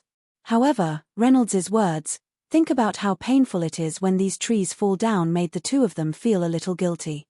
There were still 3 days before they set off for Dingcheng, the location of the 7 Schools Leap tournament. This time should be enough for them to bring back these trees. After the battle with the Dark Demon, Reynolds felt that Natalia's strength should be able to handle the 7 Schools Leap tournament. At the very least, it shouldn't be a problem for her to enter the top 3. As for Natalia, she seemed to have seen Natalia's great improvement and immediately put in more effort. Therefore, Reynolds gave her some knowledge and magic. As for what it was exactly, it would be revealed during the 7 Schools Leap tournament. It seemed that Avina would directly rush to Dingcheng from her home. After all, her home was closer to Dingcheng. So on this day, Reynolds suddenly discovered an unexpected crisis. A naming crisis. According to the requirements, the participating teams would definitely use a team name as a code name. I think the team name fries, fried chicken, and burgers is very good. No. When it comes to eating, I still think the team name fried skewers and barbecue drinks is more suitable. In the morning, it was time for the regular meeting again. Usually, Reynolds would discuss some topics with Natalia, and Katerina during breakfast. As for Avina's opinion, it wouldn't be too late to ask her later. The names you guys came up with are too unpleasant. How can you use these names? Reynolds put his hands on his hips and puffed out his chest. Natalia, don't you know that fries, fried chicken, and burgers can't be eaten too much. Oh, Tilda and Katerina, how can you still fool around like these little brats? Boo-hoo, Tilda. As for the team name, I think Reynolds is the most handsome man in the world is good. In your dreams. Okay. Natalia and Katerina gave different reactions. At this moment, Natalia, who had been eating silently, gave a suggestion. Blue Enchantress, what do you think? Natalia said a little carefully, afraid that everyone wouldn't like the name. That's because our academy's emblem is a blue-red spider lily. I think it's pretty good. Yes, yes. It's slightly better than my Renault is the most handsome man in the world. Natalia seemed to be insisting on her own unique way of thinking. No, I still think fries and fried chicken burger sounds better. If that's the case, I'll stick to my team name of Renault is the most handsome man in the world. Fried skewers and barbecue drinks sounds better. On this day, the four of them completely wasted their time. They didn't do anything at all. They just sat at the table and discussed the team name. After breakfast, they began to discuss and argue. When they came back to their senses, it was time for lunch. Then, they argued again. When they came back to their senses again, it was already night time. Later, he asked Davina about it. Over there, a new team name popped up. It was called Lovelorn Girls. Later on, the five of them took two words from the team name that they came up with. Reynolds, Reynolds. Natalia, French fries. Natalia, Enchantress. Katerina, drinks. Avina, love. Thus, it became Blue Renault loves Enchantress who drinks drinks and eats French fries. Hey, what the hell is this? How did I become the subject? How about Enchantress who drinks drinks and eats French fries loves Blue Renault? Hey, why do I have to hate Blue Renault? And can't you change the attribution for Enchantress? Enchantress who loves to eat must be a fat woman, alright? You have too many requests. Be careful, the author might write you to death. Sorry. Just like that, the team name of Dream Shoe Magic Academy was decided. The last hope. Time passed like flowing water. Soon, Renault and his team arrived. It was time to set off for Dingcheng. Many things had happened during this period. The tragedy in Siwung village, the big spider incident, Natalia's parents beside the underground stone door. This house built by Renault really bore the burden of the recent memories. Everyone struggled together and encountered some unforgettable things here. Suddenly, they said they were going to leave here. It was really a little. So happy. Finally, we can go. The food here is really disgusting. Natalia stretched and complained. It's good enough to have these things to eat. Otherwise, give me back all my drumsticks. Kimpi. I'll spit it out for you. Do you want it? After a whole night of packing, everyone had already packed their luggage. According to the original plan, the carriage should have arrived at 9 a.m. this morning. However, for some reason, the carriage did not come. This abominable coachman, how dare he ask me for 2 extra copper coins? Maybe Renault and the coachman had a bad talk. Helplessly, they could only find another way to get to Dingcheng City. What? Let's go to Dingcheng City. Avina roared. Yes. Teacher, I think this method is a little. Natalia said weakly. But, it's very tiring for me to jump to Dingcheng City with so many people.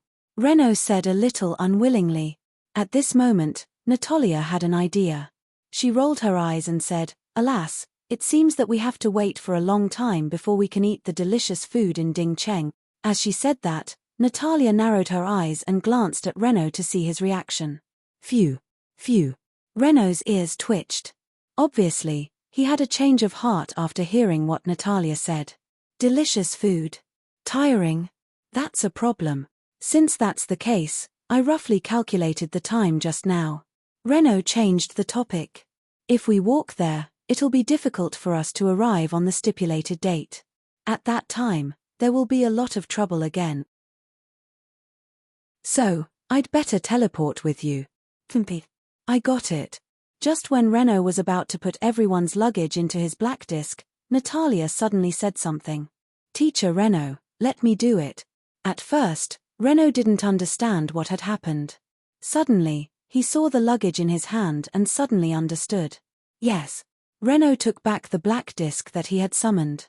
Black is the beginning of all things, and it's also the name of ether. The night sky is black, and it wraps the universe. The human heart is black, and no one knows where it is. All the places where the sun can't find are dark. Black hole.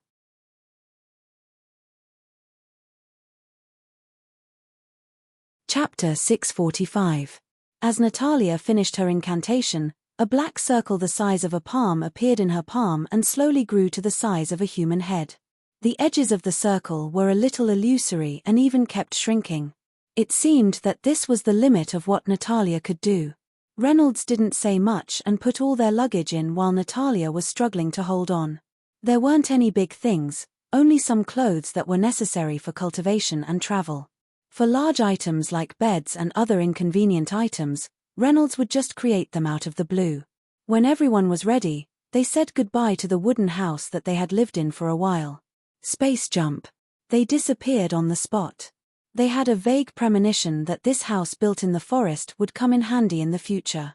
Forget it, let's not think about it. Let's go. Let's start our 7 schools jump. As mentioned before, Dingcheng City was the largest city in the eastern region of the human realm. In terms of prosperity and territory, Stenanti City was far inferior to Dingcheng City. A long time ago, a ferocious fire dragon had come to this place, bringing endless fear and disaster to the people of that time.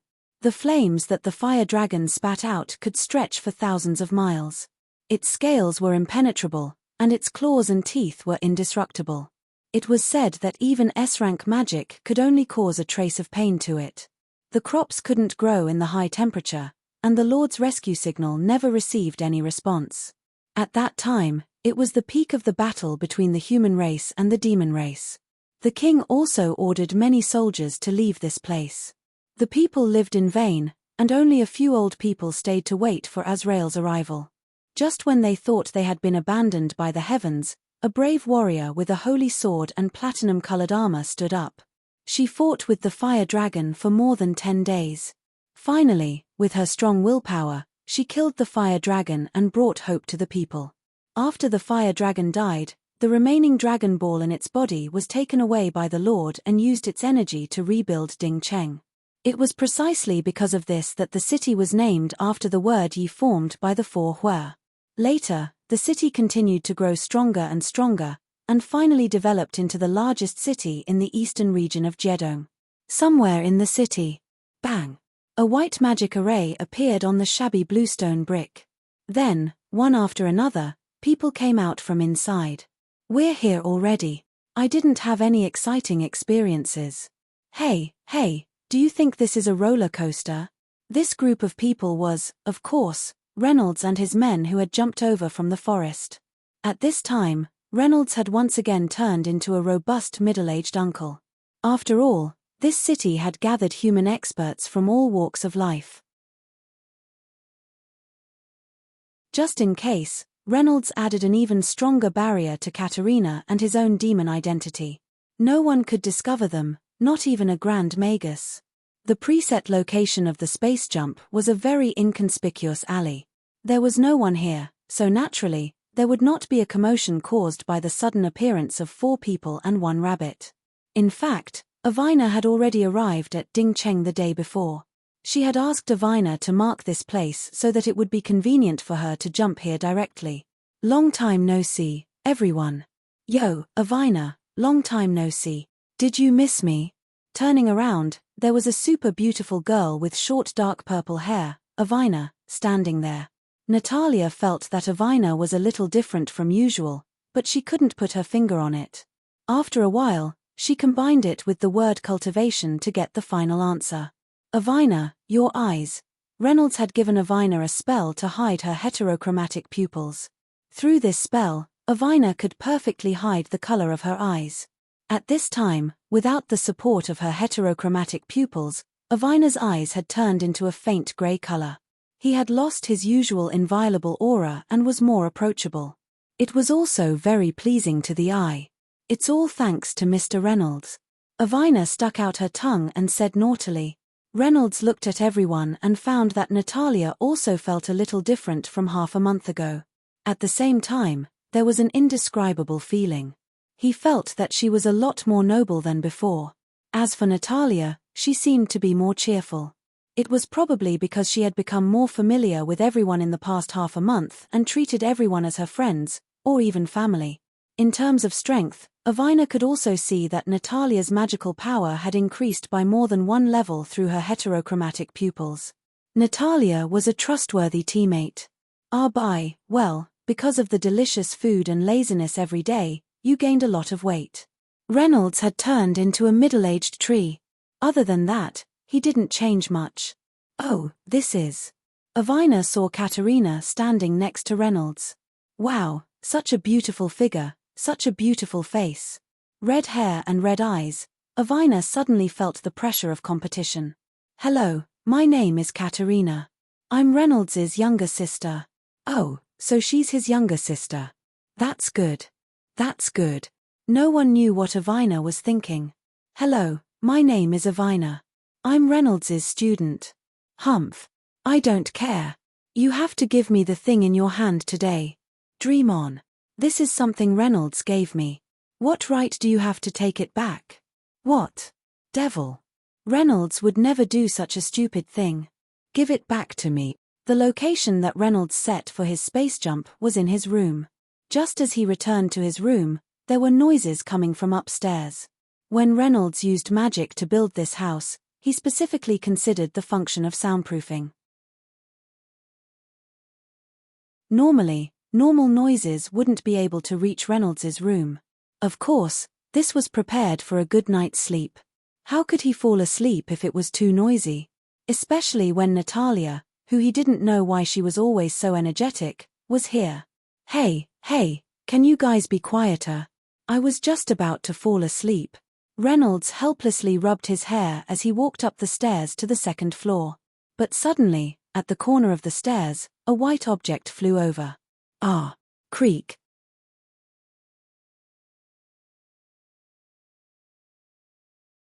Chapter 646.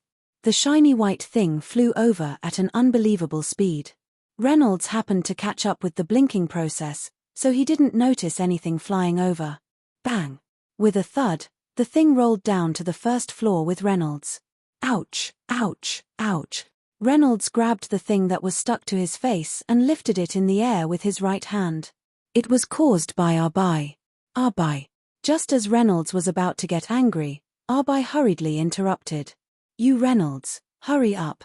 Natalia and Ju are fighting. What? Reynolds quickly ran to the second floor and saw that the two of them had already fought for a few rounds.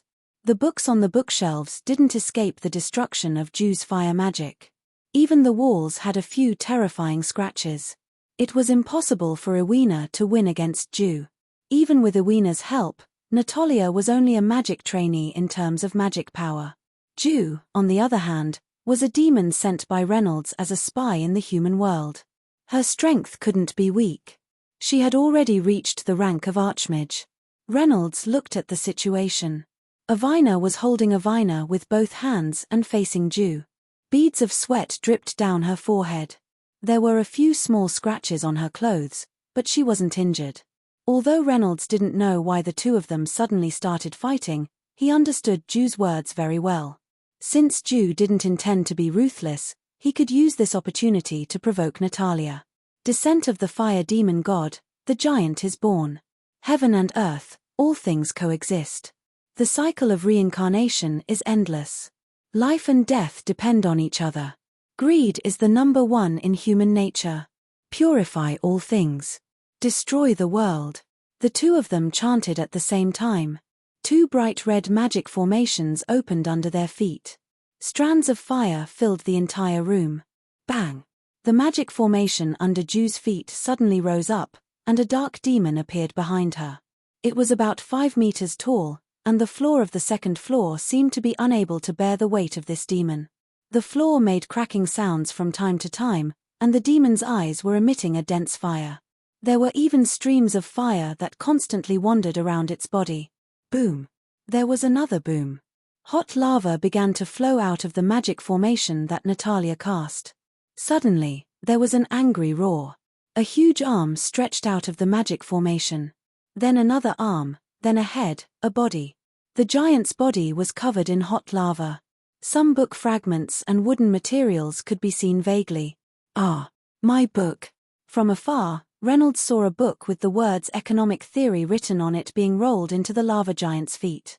This was the only pornographic book that he had ever bought with economic theory as its cover. At that time, he didn't know what a pornographic book was. He had only heard about it from others, so he simply bought one.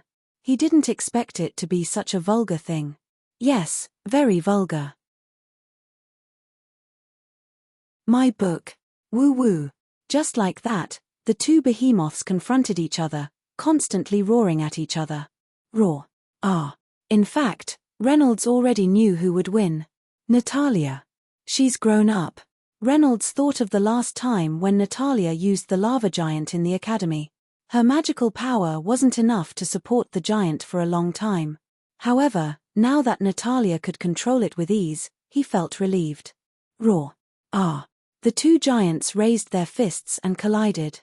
The unimaginable impact brought about a hurricane. Many leaves were blown off the surrounding trees. The magma giant seemed to be at a disadvantage. It was pushed back several steps by the dark demon's power. The magma giant let out a furious roar and charged at the dark demon, grabbing his wrist. Ah!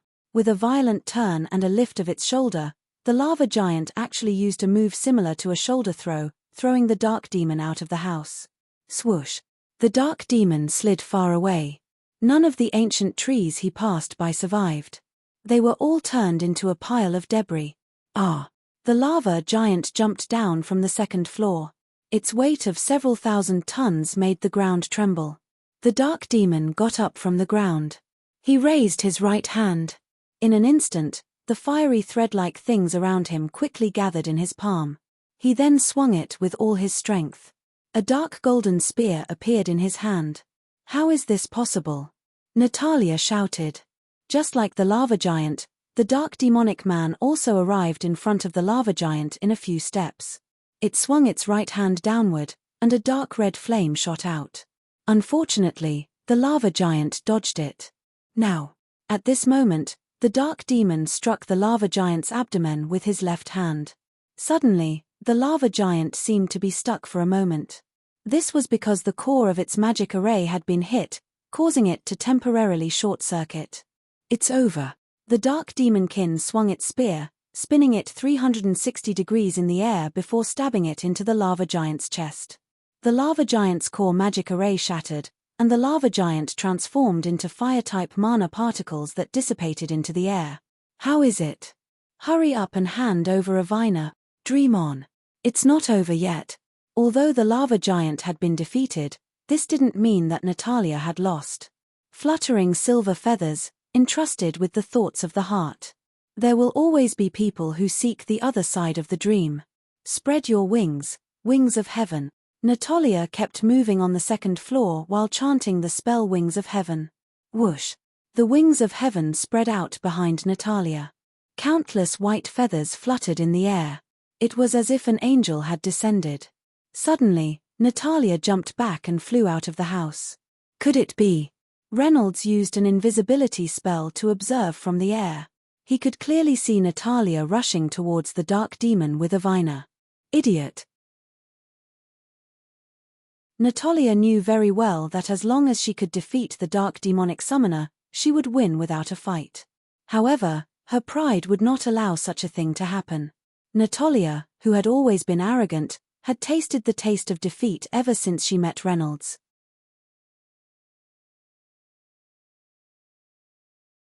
Chapter 647. The dark demonic person was a creature that Avina summoned using magic, but the dark demonic person was not under Avina's control. In other words, even if Avina wanted to go easy on the dark demonic person, she would not be able to do so. Interesting. Let me see just how strong your self-esteem is, Avina said with an evil smile on her face. Right now, Reynolds already had the intention to make a move. Magic does not open one's eyes. What if the dark demonic person injures Natalia? That spear has the effect of absorbing life force. However, just when Reynolds was in a dilemma, he saw the determination in Natalia's eyes. Natalia's light orange eyes were actually shining so brightly at this moment. She's smiling. Reynolds suddenly slapped himself. At this moment, Reynolds saw Natalia's lips curling upwards. Reynolds, you actually still do not trust your own student. Pa. Reynolds suddenly slapped himself fiercely. This was his own punishment for not trusting his student. Natalia held onto Avina with her right hand and quickly rushed towards the dark demonic person. Although the dark demonic person's appearance was very oppressive, to the point that Natalia was somewhat unable to breathe, her footsteps still did not stop. The dark demonic person sensed an extraordinary magic power rushing towards its direction. Immediately, it glanced sideways and shot a spear towards Natalia's direction. Hualala! Another red flame rushed over, blasting a hole in the path in front of Natalia. Fortunately, she dodged quickly just now, otherwise, she would definitely be heavily injured right now. The explosion of the flame caused the dark demonic person to lose sight of Natalia. Rushing up like this is definitely not going to work, there must be a way. Natalia's brain was working very quickly, and she finally thought of a way. Natalia adjusted the light emitted by the celestial wings to the lowest, then turned around and descended, no longer using the method of flying to advance. She jumped onto the crown of the nearest tree, using the luxuriant branches and leaves to conceal her figure. Swoosh, swoosh, swoosh. Natalia jumped from tree to tree at a speed that was hard to catch with the naked eye. Smart. This way, the enemy will be in the light while we are in the dark. The dark demonic man stood in place, looking everywhere for that mana, but he couldn't find it after it entered the forest. Hey! Suddenly, Natalia jumped out from a tree right in front of the dark demons, her celestial wings blossoming with their greatest radiance. The dark demon shouted as if he was dazzled. At this moment, he was rubbing his eyes with his left hand. Take this. Natalia used the celestial wings to arrive at the dark demon's abdomen. She raised Avina high above her head and chopped down with both hands. Avina cut through the air with an ear-piercing sound, leaving a half-meter-long scar on the dark demon's abdomen. Heavens, it's actually so sharp. Natalia was also shocked by Avina's sharpness. When she chopped at the dark demon, it felt as if she was chopping at a piece of tofu. There was no resistance at all. Roar! The dark demon roared fiercely after being hit in the abdomen. It seemed to be in great danger, but fortunately, it had already locked onto Natalia's mana. No matter where Natalia escaped to, it would be able to sense her position. Not good. The dark demon swung its spear at Natalia, but the movement was too big and she dodged it. Condensed blazing heat, transforming into endless flames. Sometimes incomparably ferocious, swallowing the sky and destroying the sun. Sometimes as cold as ice, covering the sky and covering the sun. Explode, ice flame spike. Natalia chanted an incantation. At the same time, many dark blue magic circles appeared above the dark demon's head. They kept spinning, and finally, after Natalia finished chanting the last word, 7 to 8 arm-thick ice spikes extended from each magic circle. Whoosh, whoosh, whoosh. Under Natalia's command, all the ice spikes were aimed at the dark demon, and then they fiercely smashed into its body like water droplets. Perhaps an icicle the size of a human arm wouldn't hurt or it's due to the size of a dark demon, but the number of icicles was endless like water droplets. At least 7 or 8 icicles pierced the same spot. Soon, many holes appeared on the dark demon's body. From afar, it looked a bit like a beehive. If someone with trypophobia saw this, they would definitely be disgusted. Finally, all the icicles had been released, but the dark demon was still standing on the spot, not moving at all. Is it dead? This thought popped up in Natalia's mind. But in the next moment, she firmly denied this answer. Because Natalia saw that every wound on the dark demon's body was wriggling. Although it was very weak, she could still detect it. That's right, we dark demons have the ability to heal ourselves.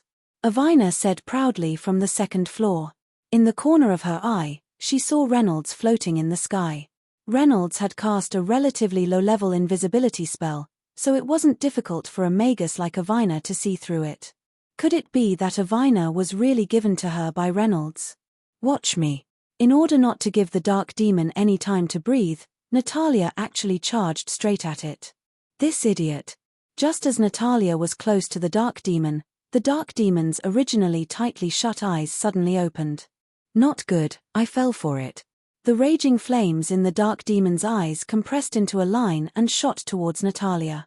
You can't dodge it. The high-pressure fire ray pierced through Natalia's abdomen, and a very obvious hole appeared in her stomach. Near it, there were some already charred black pieces of flesh, and blood oozed out uncontrollably. Am I going to die? Her consciousness gradually blurred, and the celestial wings on her back were also slightly charred by the flames. Without the continuous supply of magic, Natalia had lost her ability to fly, and she rapidly fell from the sky to the ground. Reynolds, you have to believe in your student. She's the saintess. At this moment, Reynolds kept telling himself to have faith in his student.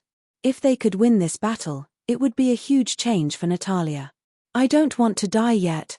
I haven't taken my revenge yet. I want to kill all the demons to avenge my parent. I haven't eaten all the food in the world yet.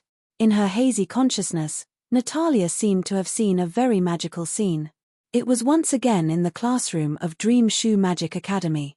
Reynolds was still making things difficult for her, Avina was secretly giving her hints, and Natalia was sitting in the last row looking at the textbook on the table.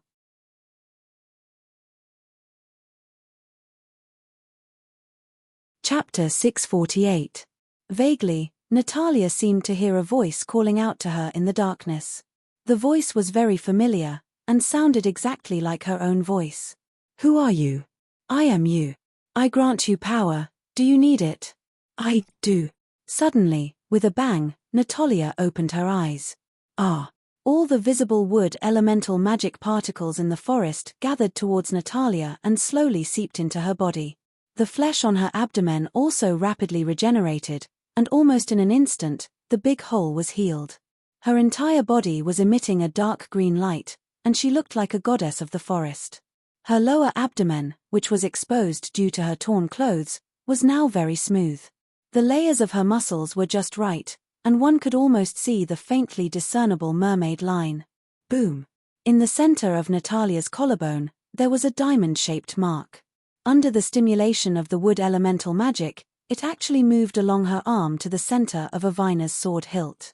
Avina let out a violent vibration, as if she was excited about something. Buzz! Avina's sword blade turned dark green, and there were constantly white light patterns pulsing on it, emitting a strong aura of nature. Immediately after, the celestial wings on Natalia's back also recovered their vitality. With a whoosh, they spread out in the air, and the originally slightly charred wings were dyed a faint green, looking even more fluffy and soft. The vitality of nature is endless, caressing all things on the surface of the earth, nourishing miracles and hope. The distant horizon, the adventure will never stop.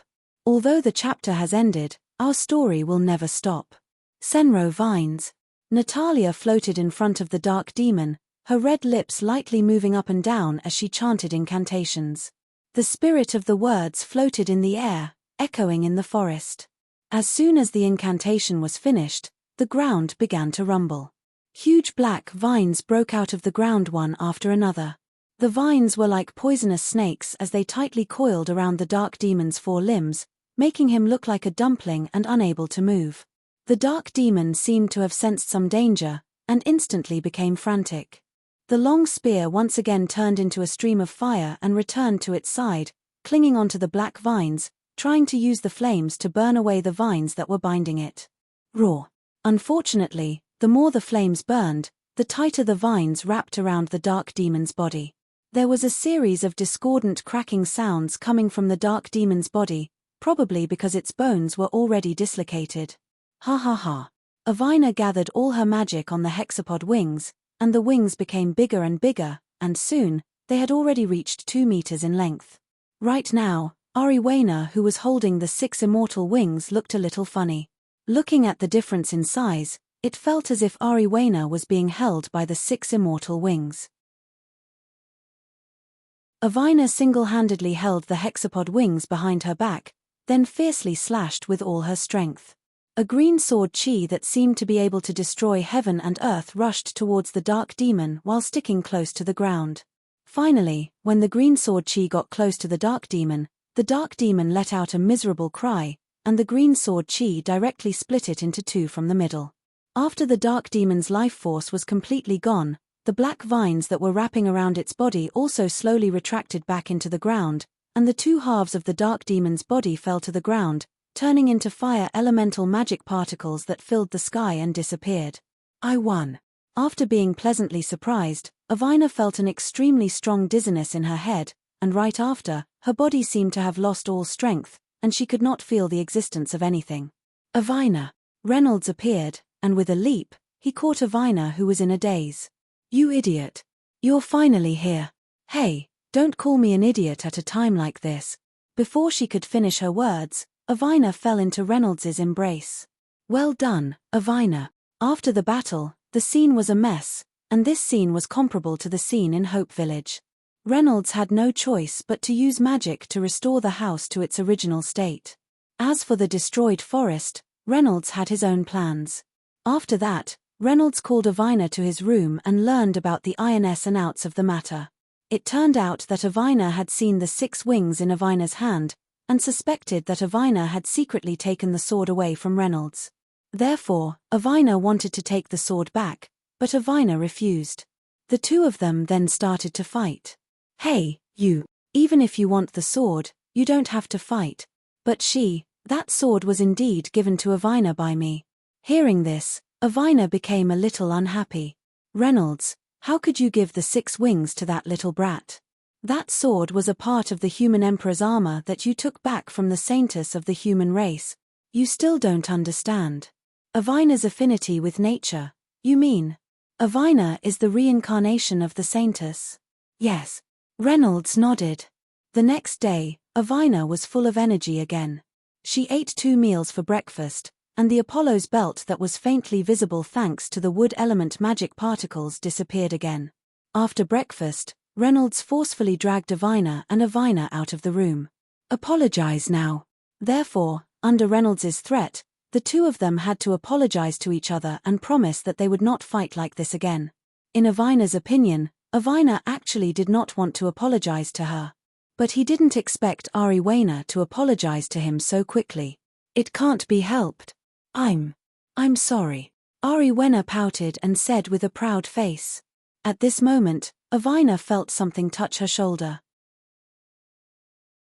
She looked up and found that Avina was looking at her with a trace of pity in her eyes. Hey, why do you look at me like that? Why do I feel so pitiful? Avina patted Avina's shoulder. It's not easy for you either. What's wrong? As a punishment, Reynolds punished the 2 of them to replant all the destroyed trees. They had to do it with their bodies and were not allowed to rely on magic power. Although they had put up a meaningless resistance. Reynolds's words, "Think about how painful it was when these trees fell down," made the 2 of them feel a trace of guilt. There were still 3 days before they set off for Dingcheng, the location of the 7 schools competition. It should be enough time for them to replant these trees.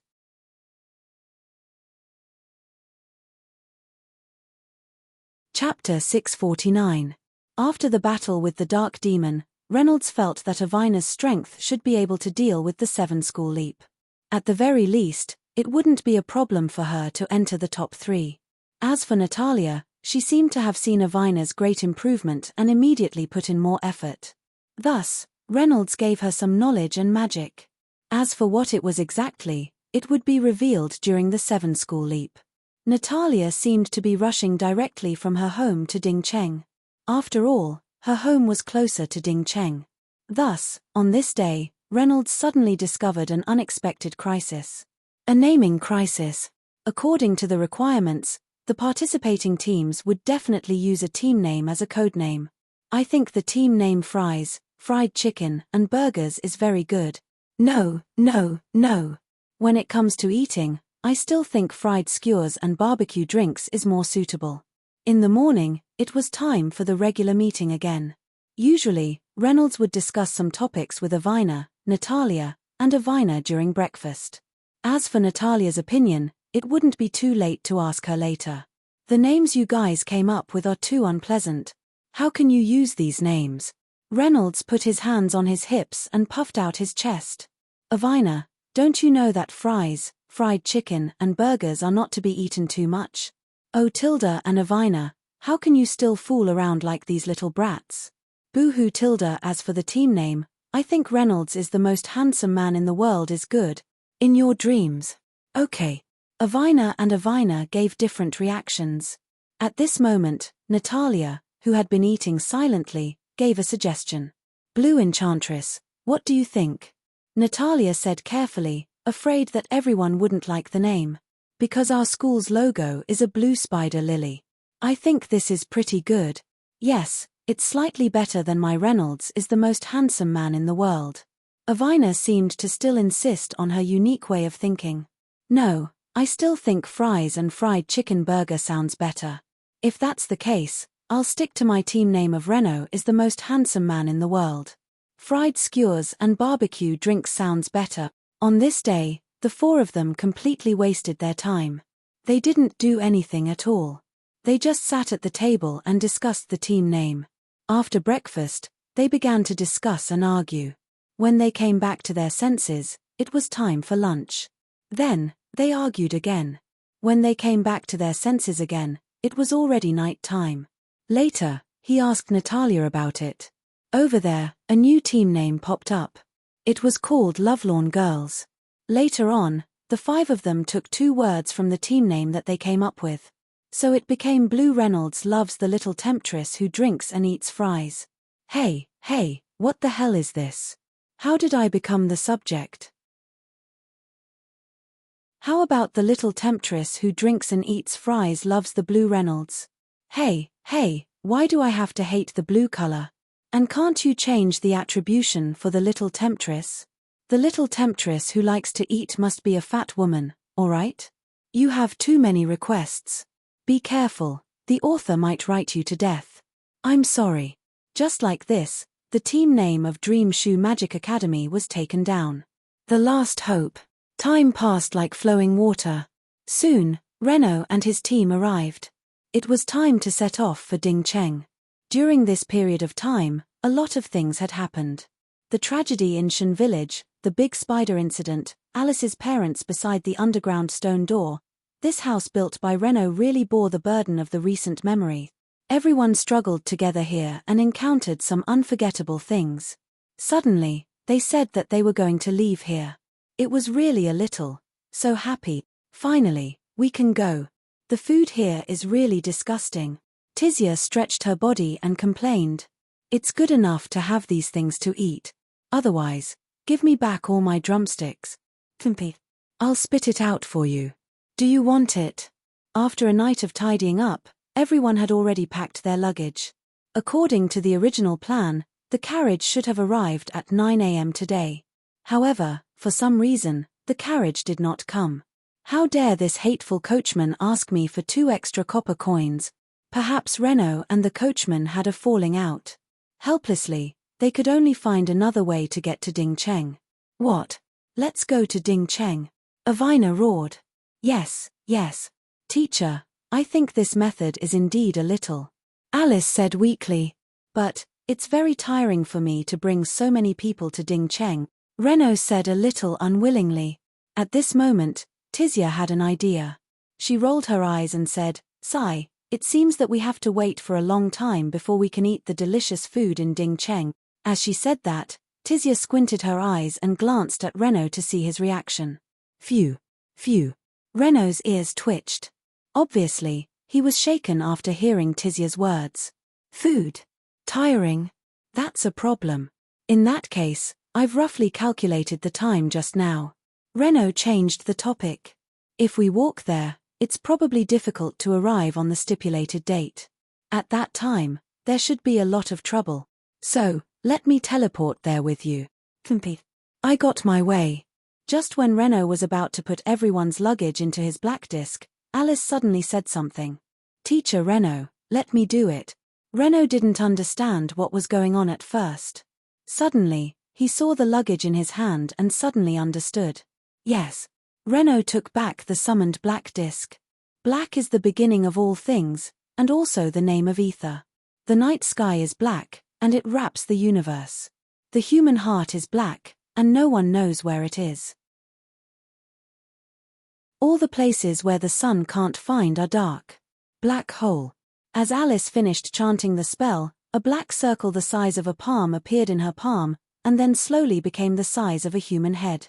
The edge of the circle was a little illusory, and it was even shrinking constantly. It seemed that this was the limit of what Alice could perform. Renaud didn't say much. While Alice was struggling to hold on, he put all the luggage in.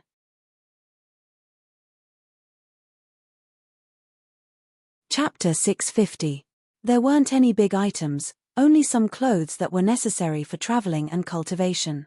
For large items like beds and other inconvenient items, Reynolds would just create them out of the blue. When everyone was ready, they said goodbye to the small wooden house that they had lived in for a while. Space jump. They disappeared. He had a vague premonition that this house built in the forest would come in handy in the future. Forget it, let's not think about it. Let's go. Let's start our 7 schools jump. As mentioned before, Dingcheng City was the largest city in the eastern region of the human realm. In terms of prosperity and territory, it was far more prosperous than Styganti. A long time ago, a ferocious fire dragon came to this place and brought endless fear and disaster to the people at that time. The flames that the fire dragon spat out could stretch for thousands of miles. Its scales were invulnerable, and its claws and teeth were indestructible. It was said that even S-level magic could only cause it a little pain. The crops couldn't grow in the high temperature, and the Lord never received any response to the rescue signal that he sent out. At that time, it was the peak of the battle between the human race and the demon race. The king also ordered many soldiers to leave this place. The people lived in vain, and only a few old people stayed, waiting for Azrael's arrival. Just when they thought they had been abandoned by the heavens, a brave warrior with a holy sword and platinum-colored armor stood up. She fought with the fire dragon for more than 10 days. Finally, with her strong willpower, she killed the fire dragon and brought hope to the people. After the fire dragon died, the remaining dragon ball in its body was taken away by the Lord, and its energy was used to rebuild Dingcheng. It was because of this that the city was named after the word Yi, which was formed by 4 flames. Later, Dingcheng grew stronger and stronger, and finally developed into the largest city in the eastern region. Somewhere in Dingcheng. Bang! A white magic array appeared on the shabby bluestone bricks. Then, one after another, people came out from inside. We're here. I didn't feel anything exciting. Hey, do you think this is a roller coaster? What is a roller coaster? This group of people was, of course, Reynolds and his men who had jumped over from the forest. At this moment, Reynolds had turned back into a robust middle-aged uncle. After all, this city had gathered human experts from all walks of life. Just in case, Reynolds had added an even sturdier barrier to Ju and himself. No one would be able to discover them, including Grand Magi. The preset location of the space jump was a very inconspicuous alley. There was no one here, so naturally, the sudden appearance of 4 people and 1 rabbit would not cause a commotion. In fact, Avina had already arrived at Pengcheng the day before. He had asked Avina to mark this place so that it would be easier for him to teleport here. Long time no see, everyone. Yo, Avina, long time no see. Did you miss me? Turning around, there was an extremely beautiful girl with short, dark purple hair standing there. 3000 Arwina. Tizia felt that Avina was a little different from usual, but she couldn't put her finger on it. After a while, she combined it with the word cultivation and finally got the answer. Avina, your eyes. Reynolds had given Avina a spell to hide her heterochromatic pupils. Through this spell, Avina could perfectly hide the color of her eyes. Without the enhancement of her heterochromatic pupils, Avina's eyes had turned into a faint gray color. She had lost her usual inviolable aura and was more approachable. It was very pleasing to the eye. It's all thanks to Teacher Reynolds. Avina stuck out her tongue and said mischievously. Reynolds looked at everyone and found that Tizia also felt a little different from half a month ago. At the same time, there was an indescribable feeling. It felt like she had become much more noble. As for Alice, she seemed to be more cheerful. It was probably because she had become more familiar with everyone in the past half a month and treated everyone as her friends or even family. In terms of strength, Avina could also see through her heterochromatic pupils that Alice's magical power had increased by more than one level. She was a trustworthy teammate. Got fatter because of the delicious food every day. Reynolds had turned into a middle-aged tree. Other than that, he didn't change much. Oh, this is... Avina saw Ju standing beside Reynolds. Wow, such a beautiful figure, such a beautiful face. Red hair and red eyes, Avina suddenly felt the pressure of competition. Hello, my name is Ju. I'm Reynolds' younger sister. Oh, so she's his younger sister. That's good. That's good. No one knew what Avina was thinking. Hello, my name is Avina 3000. I'm Reynolds' student. Oh, so you're Avina, I see. Ju looked at Avina from head to toe. She narrowed her eyes and glanced at Reynolds. Ha, ha, ha. Reynolds touched his head helplessly. He seemed to know what Ju was thinking. Then let's hurry to the registration office. If we're late, they'll be closed. When they walked out of the alley, they saw that the city wasn't as luxurious as they had imagined. In fact, it was dilapidated. The buildings were all very simple and crude. Walls could be seen everywhere in the corners. Occasionally, a gust of wind would blow over. When the wind passed through the potholes that were not designed properly, it would make some strange sounds. It sounded like a haunted place. Opposite them was a street that led directly to the bustling area. To put it bluntly, the place where Reynolds and the others were now was similar to the slums of Shung City. No matter which human city they were in, the slums were at least several times larger than the bustling areas. The number of poor people living here was more than 100 times more than the rich, but the wealth in their hands was less than 1,000th of the wealth of the upper class. What a terrible gap between the rich and the poor. Looking from afar, there weren't many people on the street. Occasionally, one or two women who were in a hurry to buy groceries would appear. They wore very thin clothes and had circles of headscarves on their heads. They walked very quickly. When they saw Reynolds and the others passing by, they immediately bowed to show their respect. After Reynolds and the others left, they stood up and walked away.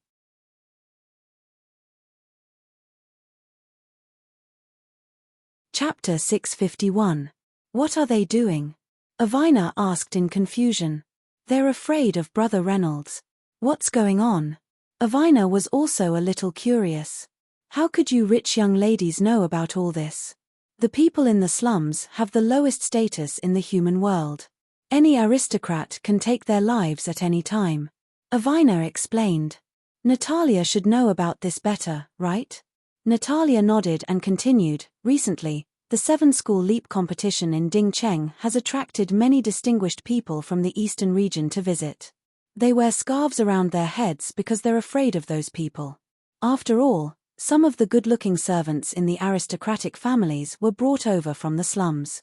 Some people with special hobbies even catch little girls to do some dirty things. That's why there are so few people on the street. Natalia's explanation made Avina a little angry. They had lived in a comfortable environment before and had never heard of such things. Even Avina didn't have such a difference in status when she was in Hope Village, let alone a noble lady like Avina. What a beast. It was the first time Reynolds had heard Avina swear.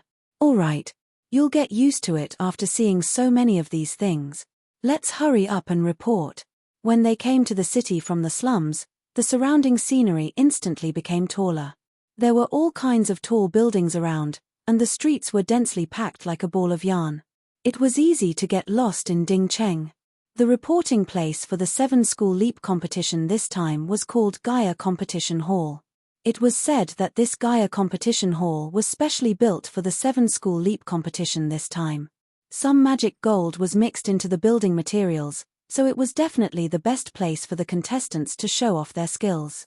By the way, Although the sacred sword dance sacrificial ceremony in the eastern region was called Seven School Leap Competition, there were actually more than 7 teams participating. The 7 here only referred to the teams that had a chance of winning the championship. We're here. We're here. That's where we'll be reporting to, Gaia Hall. From afar, everyone could see a huge white object sitting in front of them. It was inlaid with some rose-colored gemstones. The entire building was rectangular in shape, and at each of the 4 corners were 4 metal wires that connected to the ground. On those metal wires hung the badges of the participating teams. It looked very imposing. Avina looked around. She was surrounded by rich people in luxurious clothes and nobles with scepters in their hands. Occasionally, she would pass by people of the same age wearing the clothes of other academies. They should be the other contestants. According to the rules, people from the slums were not allowed to enter within 10,000 meters of the Gaia Hall. How could this be? Let's go. In front of him was a flight of stairs made of white translucent jade. These stairs led directly to the Gaia competition hall. Uncle Wu and Aunt Jing usually live frugally, but these people actually, Avina was very dissatisfied with the actions of the Lord of Dingcheng City. For the sake of a competition, they actually spent so many resources to maintain a so-called scene. It was too corrupt. After climbing up the stairs, a dense crowd appeared in their line of sight. Most of them were contestants, and at this moment, they were accompanied by their leading teachers to discuss countermeasures for the upcoming competition. Look, look. Those clothes. It's said that their contestants this year are unusually strong. Look at that black-haired one. Her name is Natalia. I heard that she can use necromancy. What? Necromancy? Isn't that an ancient magic that is said to have been lost? That's not all. 3000 Avina, the daughter of the 3000 aristocratic families. It's said that she has mastered water magic. And that one, Lemmy Avina. It's said that she can use wind magic and swordsmanship at the same time. Wow. Obviously, the arrival of Reynolds and the others was like a stone that stirred up thousands of waves. Instantly, the square outside the Gaia competition hall exploded. Phew, this feels good. Reynolds seemed to enjoy the feeling of being the center of attention. He always felt that he was very powerful. Hey, control your wretched expression. The main characters this time are your students. Arbai leaned on Reynolds's shoulder and said softly, I know. At this moment, there was a burst of shouting from afar. Avina, long time no see. Not far from Reynolds, a handsome man with blonde hair and blue eyes walked over and greeted Avina. Vasilit Fong, how many times have I told you? Please call me Avina or Avina. You make me sick. Oh, Avina, don't you know how I feel about you? Please stay away from me. Don't let others have unnecessary misunderstandings. When talking about others, Avina subconsciously glanced at Reynolds. Although this movement could not be more subtle, it was still caught by this so-called Vasilit Fong. Hey, who are you? I'm warning you to stay away from our family's Avina. Vasilit Fong ran to Reynolds, who was in his uncle form, and questioned him. Hey, you're a bit arrogant. How dare you talk to me like that? Reynolds did not back down and directly looked at Vasilit Fong. You, very well. Do you know who I am? I'm the eldest son of the second-class noble Vasilit family. Hey, so what? In Reynolds's eyes, this young man was a bit too arrogant. Usually, he was the one who bullied others. This time, he was the one who was being bullied. This was intolerable. And he dared to provoke his dearest student. Okay, just you wait. Vasilit Fong took a few steps back and glanced at the team in front of him. Avina, wait for me. Our team will definitely win the final championship. Then I'll ask His Majesty to let you be my wife. I'll love you dearly. Vasilit Fong licked his tongue as he spoke. His eyes seemed to be filled with endless desire. So many beauties, they're all mine. When he left, he turned back to look at Reynolds. He was probably trying to intimidate him. Unfortunately, it did not seem to have any effect.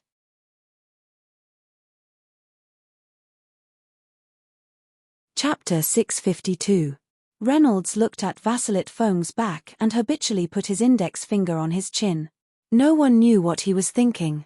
Hua Kai, who is that guy? That guy is called Vasilit Fong. He is the eldest son of the second-class noble Vasilit family. He is also one of the contestants of the Wind Magic Academy. When I was young, he kept pestering me at a party. It was so annoying. Wind Magic Academy, what about that person? He's okay. He's quite enthusiastic. But I don't know why I dislike him. Hua Kai suddenly thought of something. Teacher, don't misunderstand. I really have nothing to do with him. You have to believe me. Ha, of course I know. Reynolds touched Hua Kai's head. Hua Kai's face suddenly turned red. Wind Magic Academy was also one of the popular contestants of the 7-school jumping competition. Its overall strength was not weak. Damn it, that guy actually dared to do that to my Hua Kai. At this moment, Vasilit was hiding in a corner and secretly watching Reynolds and the others. And those beauties, especially the red-haired one, I like her too much. Let's wait and see. Hehe, all of you will be mine in the battle on the isolated island. Vasilit seemed to have seen Reno glance in his direction as he secretly recited the words. Does he know that I'm here? Sun Mengshu Magic Academy was one of the popular contestants of the championship. Its popularity was no less than Canfire Sky Magic Academy and Bright Dragon Sky Raw Magic Academy. Hello, please show me the Academy's certificate. Oh, okay, please wait a moment. According to the procedure, the teacher leading the team needed to show the certificate given by the Academy. Otherwise, some people who wanted to fish in troubled waters would be involved. That would be bad. Therefore, Reynolds searched in his black disk for a long time. Just as he was searching, suddenly, 4 people came and bumped into Reynolds. Hey, watch where you're going. Reynolds picked up the certificate that fell on the ground. It was a blue letter with the Academy's badge. Those who bumped into Reynolds didn't seem to hear his voice. They directly ignored him and handed the invitation letter to the service staff. After hurriedly going through the procedures, they left in a hurry. They didn't say a word in the middle, giving people a very cold feeling. What? It's so annoying to be so arrogant. Avina pouted and said with some dissatisfaction. Why are the beasts here? Reynolds could clearly sense the unique aura of the beast race from the 3 of them. Avina seemed to have also sensed the aura of the beasts, and she looked at Reynolds with a puzzled expression. Sure. Avina understood what Reynolds meant. There were too many people here, and it was indeed not suitable to discuss such a sensitive topic. Hi, may I ask who those people are? Oh tilde, those are the contestants from Wild Motion Magic Academy. Idong Magic Academy? I've never heard of it before. Yes, this is a magic academy that was just established a few months ago. Okay, thank you. After a simple conversation with the service staff, Reynolds immediately handed the proof of the academy in his hand to the person. The service staff's attitude and work efficiency were very good. Not only did he not complain about Reynolds's continuous questioning, he even explained to him one by one. The service staff took the blue envelope from Reynolds's hand, opened it, and took out a white piece of paper. He raised his head and looked at the few people in front of him. After confirming that their appearance matched the information on the paper, he slowly said, Hello, you are the representative team of Remengshu Magic Academy. The transfer ceremony for the 7 schools competition will be held in the center of Gaia Hall in 7 days. At that time, all the teams will be transferred to an uninhabited island to compete for a week. The last 3 teams will be qualified to participate in the Sacred Sword Dance Festival. After that, these teams will compete for first, second, and third place in Gaia Hall. Please wait at the entrance of Gaia Hall at noon a week later. There will be relevant personnel to guide you. Do you have any other questions? No. Then I wish you all the best. After coming out of Gaia Hall, the next step for Reynolds and the others was to find a place to stay. Although Peng Cheng had prepared accommodation for all the contestants, most of the contestants would live together. In other words, the officials would rent out some hotels for the contestants to stay in. However, in that case, they would face the crisis of information being leaked. After all, every team now wanted to thoroughly study their competitors as soon as possible, including Remengshu Magic Academy, Canal Fire Magic Academy, and Bright Dragon Tianxiao Magic Academy. Therefore, in order to avoid more information being leaked, Reynolds did not intend to bring Avina and the others to stay in the hotels provided by the officials. However, there were many people who had the same idea as Reynolds and the others, so almost all the hotels now showed signs of being full. After asking around 7 or 8 streets, they still could not find a place to stay. Could it be that I, the great demon king, have fallen to the point of wandering on the streets? The problem of accommodation could not be solved first. If there was no other way, they could use space jump to return to the small wooden house in the forest and stay for a few days. They would come back a week later. Now, the most important thing to solve should be the problem of food.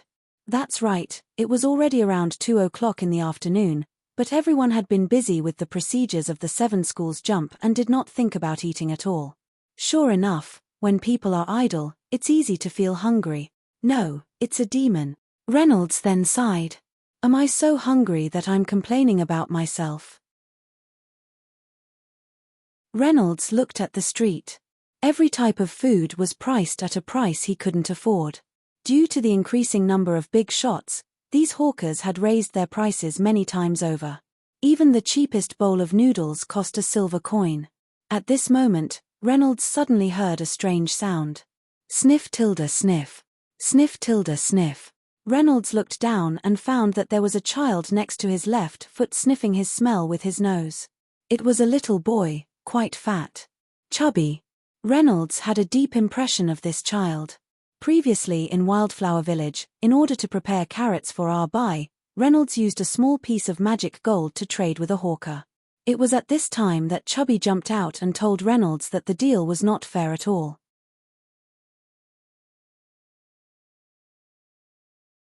Chapter 653. In this era where people's hearts were sinister, Liliana left a deep impression on Reynolds like a clear stream. Uncle, I think I've smelled your scent somewhere before. Liliana, why are you here? Liliana raised her head in confusion. Uncle, how do you know my nickname is Liliana? Reynolds squatted down and instantly removed his uncle's appearance, then changed back to his original appearance in an instant. He didn't attract anyone's attention at all. You're the person I met in Wildflower Village. Oh, I didn't expect you to still remember me. Yes, you're very handsome, so I remembered you. Ah, that's called handsome. Let's not talk about this first. Why are you here? Why aren't you licking your candid whores in Wildflower Village? What are you doing in Dingcheng? I'm here to help my father. He said that a lot of people have been staying in the hotel recently, so he called me over to help manage it. What a cute child. Let me hug you. Avina walked to Liliana, squatted down, and gently hugged Liliana as if she was holding a pet. Liliana's shoulder rubbed against Avina's soft chest, and her face instantly flushed red. She breathed out hot air from her nose, and a wretched expression of happiness appeared on her face. This was the most straightforward definition that Avina, Natalia, and Arbai gave Liliana in an instant. Your family runs a hotel in Dingcheng? Reynolds asked in surprise. Yes. Actually, I'm leading the team from Dream Shoe Magic Academy. Do you have a place to stay? Can your family take us in? Just like that, Liliana led Reynolds and the others to the hotel run by her family. The hotel wasn't far from here, and they arrived after a few turns. Otherwise, his parents wouldn't have let Liliana go so far alone. Standing in front of the hotel, everyone realized how naive their previous idea was. The floor was made of stone, the walls were painted with ordinary white paint, and the bed was a very standard model. This was completely an ordinary hotel that couldn't be more ordinary. Oh, I was actually full of expectations for this hotel just a second ago. Reynolds complained in his heart. Hey, don't look at our hotel like that. This is a special time. No matter how ordinary, shabby, or unsightly a hotel is still a precious resource. Just then. Bang! A heavy punch came from the side and hit Liliana on the head. A very obvious bulge appeared on his chest. Poof! Poof! Stinking brat, how dare you talk about your family's hotel like that? The one who spoke was a middle-aged man who looked to be in his 40s. His appearance was very ordinary, and his body was neither fat nor thin. His height was also very average. He belonged to the type that could not be found at all if thrown into a crowd. "Dad, it hurts." Liliana raised her small hand to cover the bulge on her head. That look, coupled with the trembling fat all over her body, was extremely funny. "What are they?" Liliana's father suddenly noticed the presence of Renault's group. "Hello, Uncle. We are the representative team of the Sun Mengshu Magic Academy and also Liliana's friends.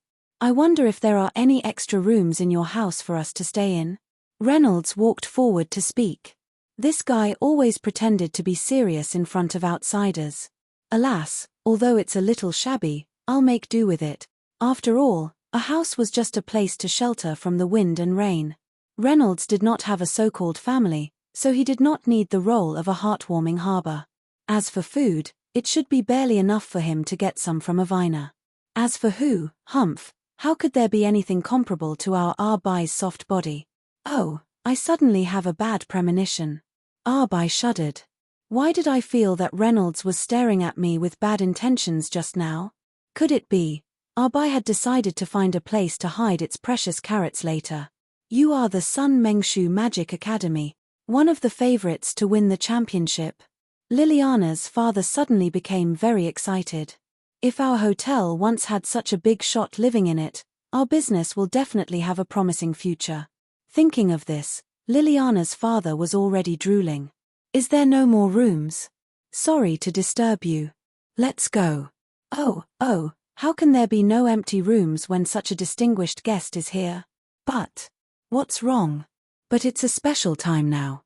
Although our hotel looks like this, there are actually many people staying in it. Now there are only 2 rooms left," Liliana's father said with some embarrassment. "Ah, there are only 2 rooms. How can the 5 of us stay in them? Let's find some other places to try." Avina stood behind and said with dissatisfaction. 5 people in 2 rooms. Doesn't that mean? I think it's a very good choice to stay here." Natalia suddenly thought of something. I prefer to sleep in a big place," Reynolds said on the side. Even though she had already decided to sleep on Arbai's body, she couldn't say it so bluntly. Who knew if Ariwana, who was gluttonous and sleepy, would come over in the middle of the night to snatch Arbai away? "Lilith, what do you think?" "I'm fine with anything." There was no need to ask Ju. Anyway, the answer should be similar to "as long as Reynolds is willing, I can stay anywhere." It's a bit difficult to deal with. 2 random people, one who wanted to stay here, and the other who didn't want to stay here. The situation was 1-to-1. "Well, if you can stay in our small hotel, we will completely waive all the accommodation and food fees. For free." Reynolds's eyes lit up when he heard this word. We'll stay here." Therefore, under the temptation of free accommodation and food, Reynolds stayed in this hotel run by Liliana's father. When he came in before, he glanced in advance. The name of this hotel was Everyday Hotel.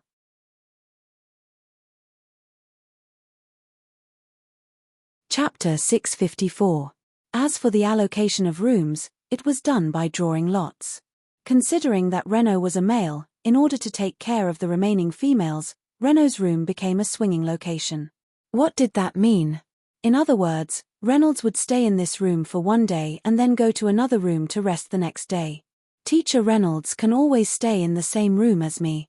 Natalia looked at Avina, who was in the same room as her. Avina was changing her clothes.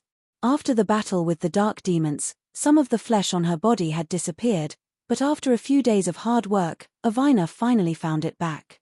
I feel a chill." Avina could clearly feel that Natalia was looking at her with an unfriendly gaze. Avina turned her head awkwardly. Tilda, what's the matter?" What the hell?" Their rooms were opposite each other, separated by an aisle, and the arrangement of rooms was that Avina and Natalia were in one room, Lilith and Dove in the other, and Renault in the other. 5 people and 1 rabbit hurriedly came to the dining room under Liliana's lead. The decoration of the dining room was very simple, but they could feel a trace of natural beauty from within. The ancient wooden table was painted with a layer of brown paint and decorated with brown. It looked like a large tree growing out of the ground.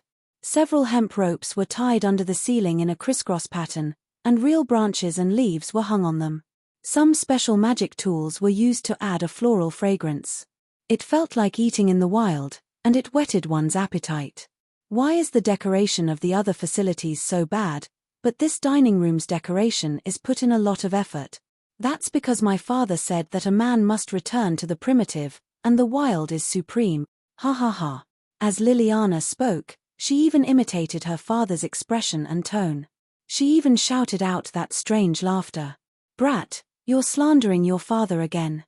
Bang. Liliana's father walked out of the dining room and punched him in the head again. Liliana's father held a metal plate in his hand. There were many dishes on it, all of which he had made himself. I haven't introduced myself yet. My name is Tang Skinny. I'm Tang Pong Pong's father. Poof. The name. Avina.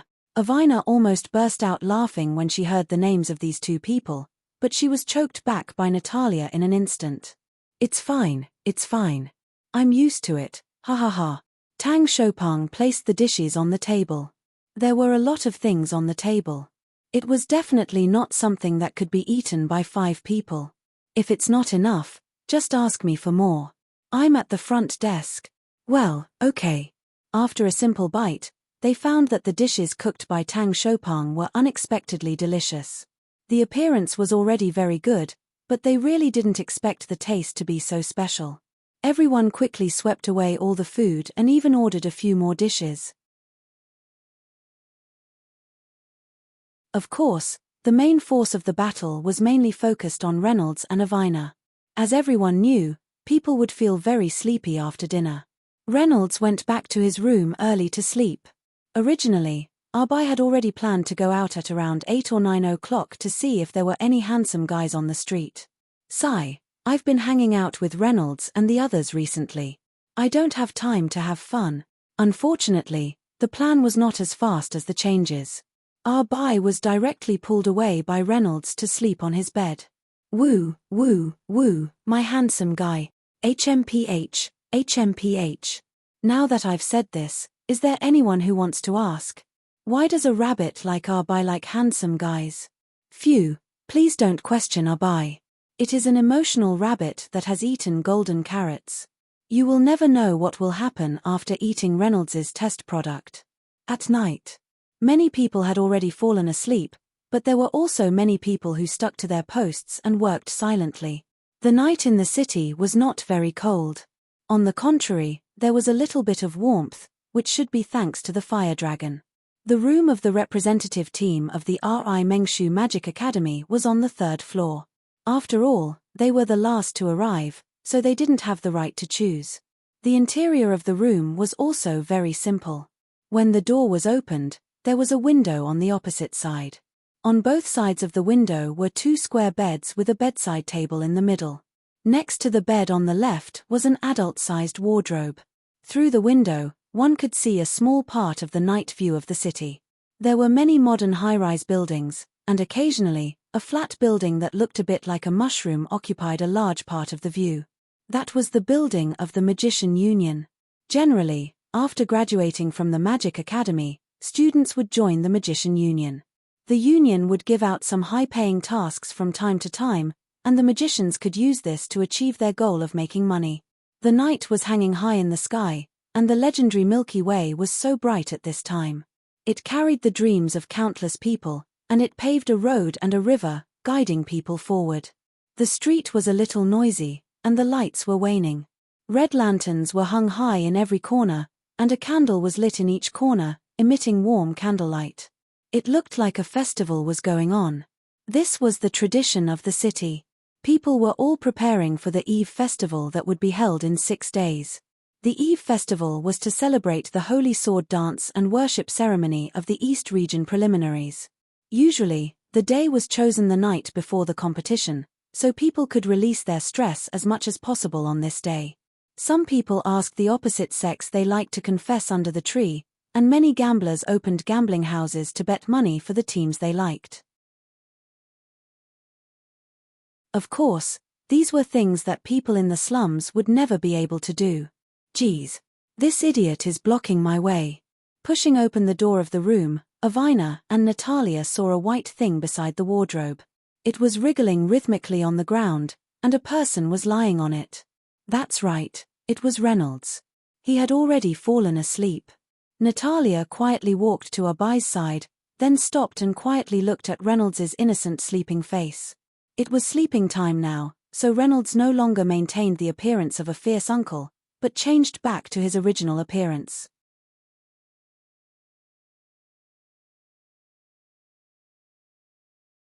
Chapter 655. Her white hair was blown up and down by Abai's panting, her long eyelashes were gently pressed against her lower eyelids, and her body was constantly moving up and down with the rhythm of her breathing. So cute. Natalia's face turned red. I really don't understand how he can have such powerful strength. He clearly looks about the same age as us. This is teacher's secret. Natalia said it like a love-struck fool.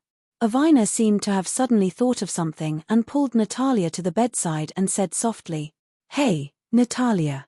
What kind of person do you think our teacher Reynolds is? He always feels so mysterious, and his strength is so strong. Now that you mention it, it seems to be true." Natalia thought for a while. Who cares? Anyway, wherever teacher Reynolds is, I will be there. Atilda seems like you are really hopeless. After that, the two hurriedly went to bed. Just now, when they walked around the streets, there were so many people that they almost died. And so, until the next day. There were more and more people coming and going on the streets, and many of them were contestants who came to participate in the 7 schools competition. Aya. Reynolds woke up with a start. Originally, he had already dreamed that there was an incomparably huge chicken drumstick flying towards him, and he had already opened his mouth to welcome its arrival. Strange, what is this thing, Tilda? Reynolds licked the chicken drumstick in his mouth and found that it was tasteless. He spat it out, turned over, and his consciousness fell into a blurry state again. Reynolds. A very ear-piercing sound like an explosion woke Reynolds up. What's wrong? What's wrong, Tilda? Earthquake? Reynolds hurriedly sat up and looked around in a daze. That's not right, Tilda. I remember that I slept beside the cabinet yesterday. Reynolds found that his position was on the floor between 2 beds. Abai was gone, it probably threw him on the floor and went out to look for food. Reynolds saw Avina on the bed looking at him from a condescending angle. She crossed her legs, and looking at her messy hair, she should have just woken up. What's wrong? What are you shouting for? You disturbed my sleep. Seeing that nothing happened, Reynolds went back to sleep. Bang!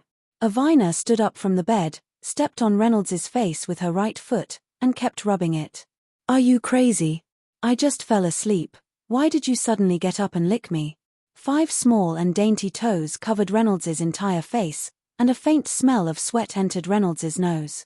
Aya, stop stepping. I was wrong. It was just a dream. Reynolds understood that he had been eating Avina's feet like a chicken drumstick until now. So disgusting. I want to vomit. What did you say? Do my feet make you want to puke? Atilda, that's not what I meant. Avina's attacks became even more ferocious. Wait a minute, Tilda, this feeling of being ravaged is quite satisfying. Reynolds seemed to have awakened something incredible. After the little commotion of waking up, everyone went downstairs to the cafeteria. Tang Shopang was best at cooking noodles, and this was also a delicacy that Reynolds often mentioned. Boss, give me 3 more servings of super invincible whirlwind noodles. Okay. Reynolds secretly glanced at Avina with some complaints. PH, it's all your fault. Otherwise, I could eat 3 more bowls. For these young people, as long as they didn't have any plans for the next day, the word morning didn't exist in their dictionary. When they woke up, it was already 11 or 12 o'clock. Combining breakfast and lunch together was the most classic combination. After finishing his meal, Reynolds walked out of the Daily Inn in satisfaction. He wandered around and saw what the human world had become. More than 100 years ago, after the demon race and the human race signed a truce agreement, the connection between the demon race and the human race was completely cut off. In order to gather information, they could only secretly send spies to various social classes. Although they could always receive information about the human world, it was still better to see it with their own eyes. Turning into an uncle again, Reynolds once again felt the difference between the central area and the slums. One could be said to be luxurious and debauched, while the other couldn't even solve the problem of food and clothing. Hey, that's... After passing through a few intersections, Reynolds saw a familiar figure standing outside the door of a shop, looking inside in a daze. Hey, Liliana. Brother Reynolds. Reynolds walked to Liliana's side and found that the shop she was looking at was actually a cake shop. Through the glass window, he could see that there were all kinds of cakes in the shop, including black forest cakes decorated with dark chocolate and white cream cakes tied with red ribbons. No wonder, seeing Liliana's drooling face, Reynolds suddenly felt a little sad. In this world, there were many children like Chubby Boy who came from poor families, and it was difficult for them to eat delicious food. In addition, Chubby Boy's situation was quite good. After all, his father ran a hotel in the city. Although the income was not very high, at least he could solve the problem of food and clothing. However, what about those children whose parents didn't work? Thinking of that, Reynolds felt very sad. In this aspect, Reynolds's management of the demon race was very good. Take Casa City, the capital of the demon race, as an example. Although there were different levels in the city, each superior was strict and selfless, and each subordinate worked hard to complete their own work. In fact, Reynolds didn't want to see these people working so hard. It was good for them to have a rest once in a while. However, the attribute of laziness had disappeared from their bodies. Chubby Boy, which one do you like? I'll buy it for you, okay? As soon as he heard that Reynolds was going to buy him a cake, little Fatty's eyes instantly emitted a kind of brilliant light, and the saliva in his mouth could not stop flowing down. Thank you, Brother Reynolds. Seeing Chubby Boy so happy, Reynolds felt warm in his heart. Chubby Boy was so considerate. When Chubby Boy raised his hand and was about to pull the door handle, the door of the cake shop was opened from the inside. Following that, a blond man in a white suit walked out. He really looked like a gentleman.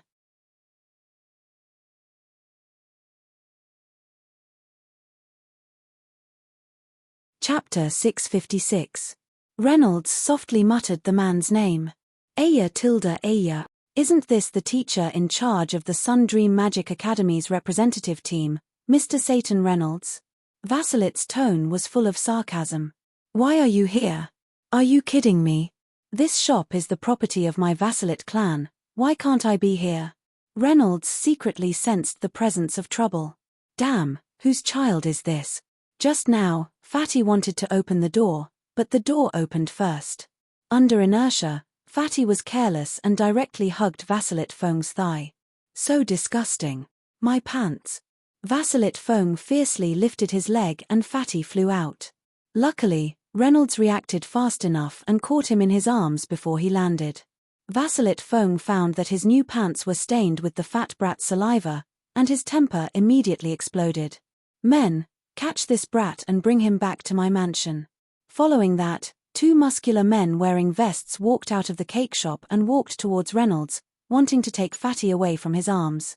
The two men grabbed Fatty's clothes, but they didn't expect that the man in front of them, who was much smaller than them, would actually grab their wrists and then flip them over. The two men spun in the air and fell to the ground after spinning 720 degrees in the air. My wrists. It seemed that the two men's wrists were already broken. Seeing Reynolds's strength, Vasilit Feng felt that it was a bit troublesome. At first, he only wanted to use this child to vent his dissatisfaction with Reynolds, but he didn't expect that Reynolds would actually make a move. One must know that a teacher in the Sun Dream Magic Academy was definitely not a softie, not to mention the person who led the team to participate in the 7 schools competition. Satan, I'm warning you, this child dirtied my new pants. These are clothes that my Vasilit clan specially asked a master to make. How expensive are they? Look at this fat brat's poor appearance, he can only compensate me with his life. What, are you going to compensate me for him? Vasilit Feng thought and found a legitimate reason to make things difficult for Reynolds. Name a price. Reynolds said domineeringly. 1,000 gold coins. Reynolds glanced at Vasilit Feng's robe. Although it looked nice and was made of top-notch materials, It was far from being worth 1,000 gold coins. This piece of clothing was worth at most 100 gold coins. She's still making things difficult for me. Just as Vasilit Feng Yang was feeling smug, Renault suddenly asked him a question. If I give you 2,000 gold coins to help me kill a cripple, will you do it? 2,000 gold coins? 2,000 gold coins was equivalent to a day's worth of currency in Dingcheng. One could only imagine how much money that was. Cripple? As long as it's from the slums, it's easy. It's not from the slums, but it's close. Renault took out a small piece of magic gold worth 2,000 gold coins from his pocket and threw it into Vasilit Von's hand. Demonic gold. Vasilit Feng's eyes suddenly shrank. He was secretly delighted. The value of such a piece of devil gold was hard to estimate. He's quite rich. Vasilit Feng rolled his eyes. No one knew what he was thinking. At the same time, Reynolds was also smiling. No one knew what he was thinking. Who do you want to kill? I'll tell you in a few days. After saying goodbye to Vasilit Feng, Renault found another cake shop and bought a cake for Fatty. Fatty chose a black forest cake with black hair all over it. There was a pole in the middle of the cake. Don't think too much about it. It was purely for decoration. The two found a bench in the park and sat down. For the poor among them, a luxurious thing like cake was really a delicacy in the world. After a brainstorming session about whether they should take the cake for themselves or bring it back to share, Renault decided to buy another cake and bring it back for Natalia. Is it delicious, Fatty? Yes. After sending the cake back to the hotel, Renault went somewhere to play again. Hey, Sister Jew, can I ask you a question? In the room, Avina asked weakly. In fact, Ari Wayner had been thinking about the next question for a long time. If she opened her mouth about some things, then the relationship that she had built up all this time might be shattered. Ha ha ha, this might be a little inconvenient. Judging from the atmosphere, the tone, and the attitude, Jew could vaguely guess what Avina would ask. We have met before, right? Haha, what are you talking about? Didn't we just meet half a month ago? Stop lying. You're actually a demon, right? Shit. Jew felt like she was flying. Her brain, which she didn't use often, was spinning rapidly, trying to find the answer to this question. How is that possible? The demon race is a ferocious creature. How can I be a demon? Jew shrugged and denied in a playful tone. Stop lying to me. Unexpectedly, with a shout, Ari Wayner's emotions swelled to the extreme. A few drops of tears unconsciously flowed from her eyes. The huge teardrops flowed down the sides of her nose, past her mouth, and smashed onto the floor. Demons had very good hearing. The sound of the teardrops falling on the floor was like a dagger, making Jew's heart ache. Well, Jew didn't know what to say. Occasionally, she thought of something, but didn't know how to say it. Hey, Sister Jew. 12 years ago, my parents were killed in Hope Village. At that time, I was so scared that I even thought of committing suicide on the way to escape. However, when I thought that there might be someone else in this world who loves and cares for me, I gave up on the idea. Ari Wayner stuttered, and Jew couldn't help but feel heartache. Later, when I was in danger, you showed up. I'll never forget your hair as hot as the sun. You gave me a second chance at life, and I've treated you as my biological sister ever since. I've been looking for you for so many years, and I've been looking for you ever since. Finally, I found you.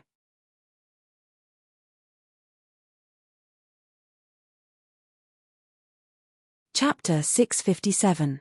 Liliana didn't dare to look straight into Avina's eyes, because she was afraid that she wouldn't be able to control herself from revealing her identity as a demon.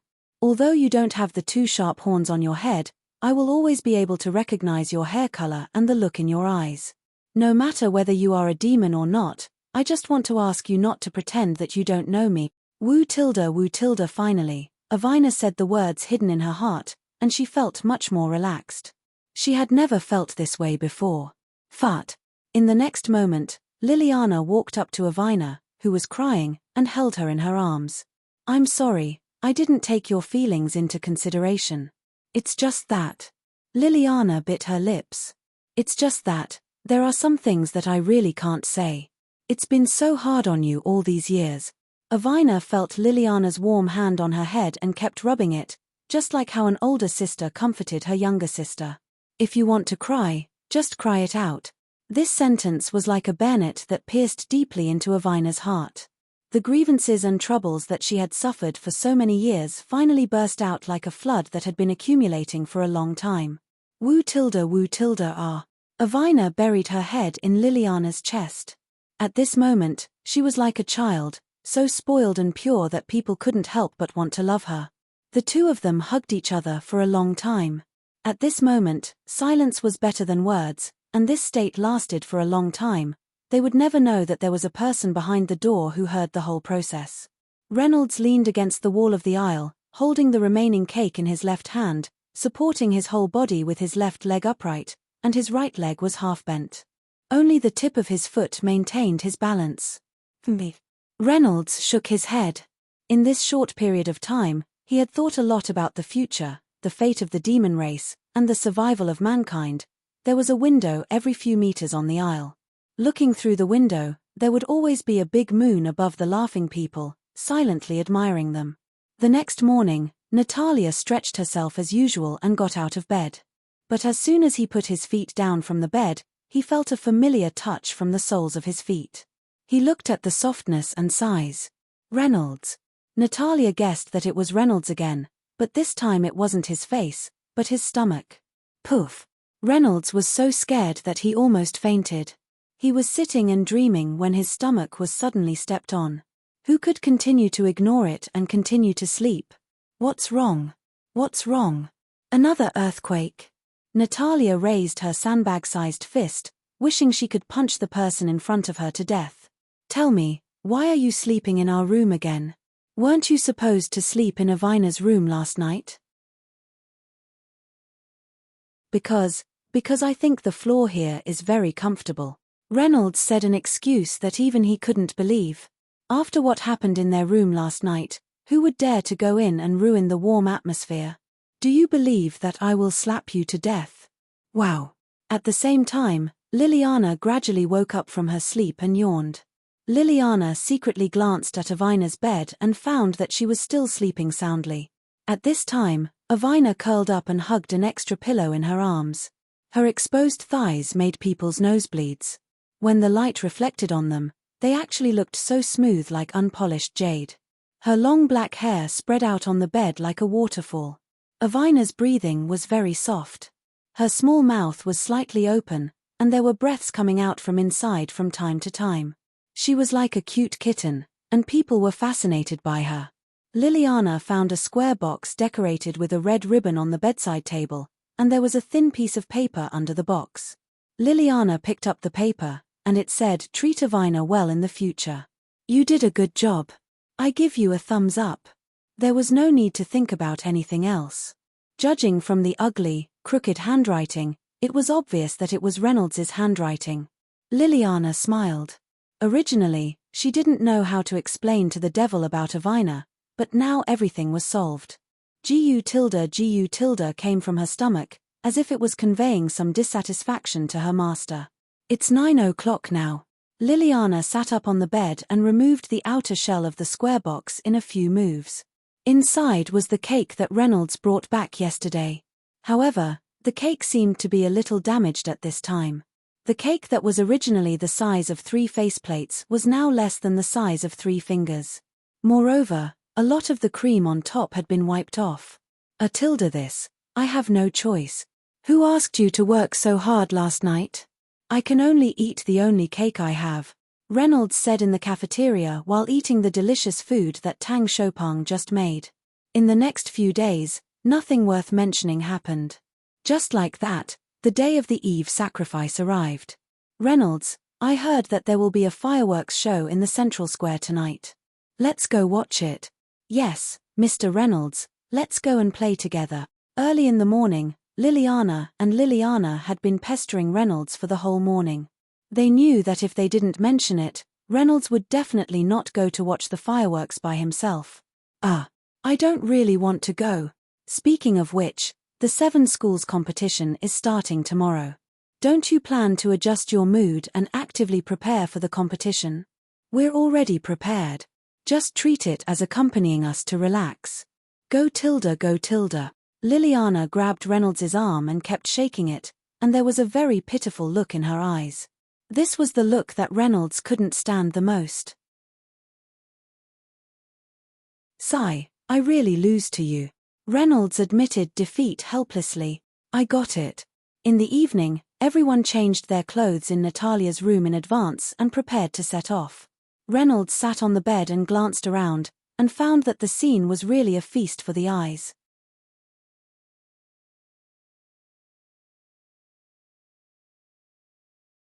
Chapter 658.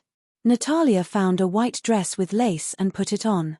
Her long blonde hair was draped over her shoulders. She seemed to be very unaccustomed to this style of dress. Her face had a faint blush, which made her look very pure. Reynolds's impression of Natalia was instantly subverted. For the first time, she found a large white shirt and put it on. Her trousers were the kind of trousers that looked brownish-red due to the faded color.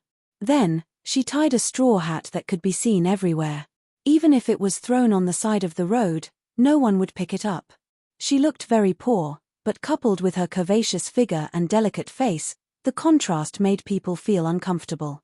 Quick, type with both hands to prove your innocence.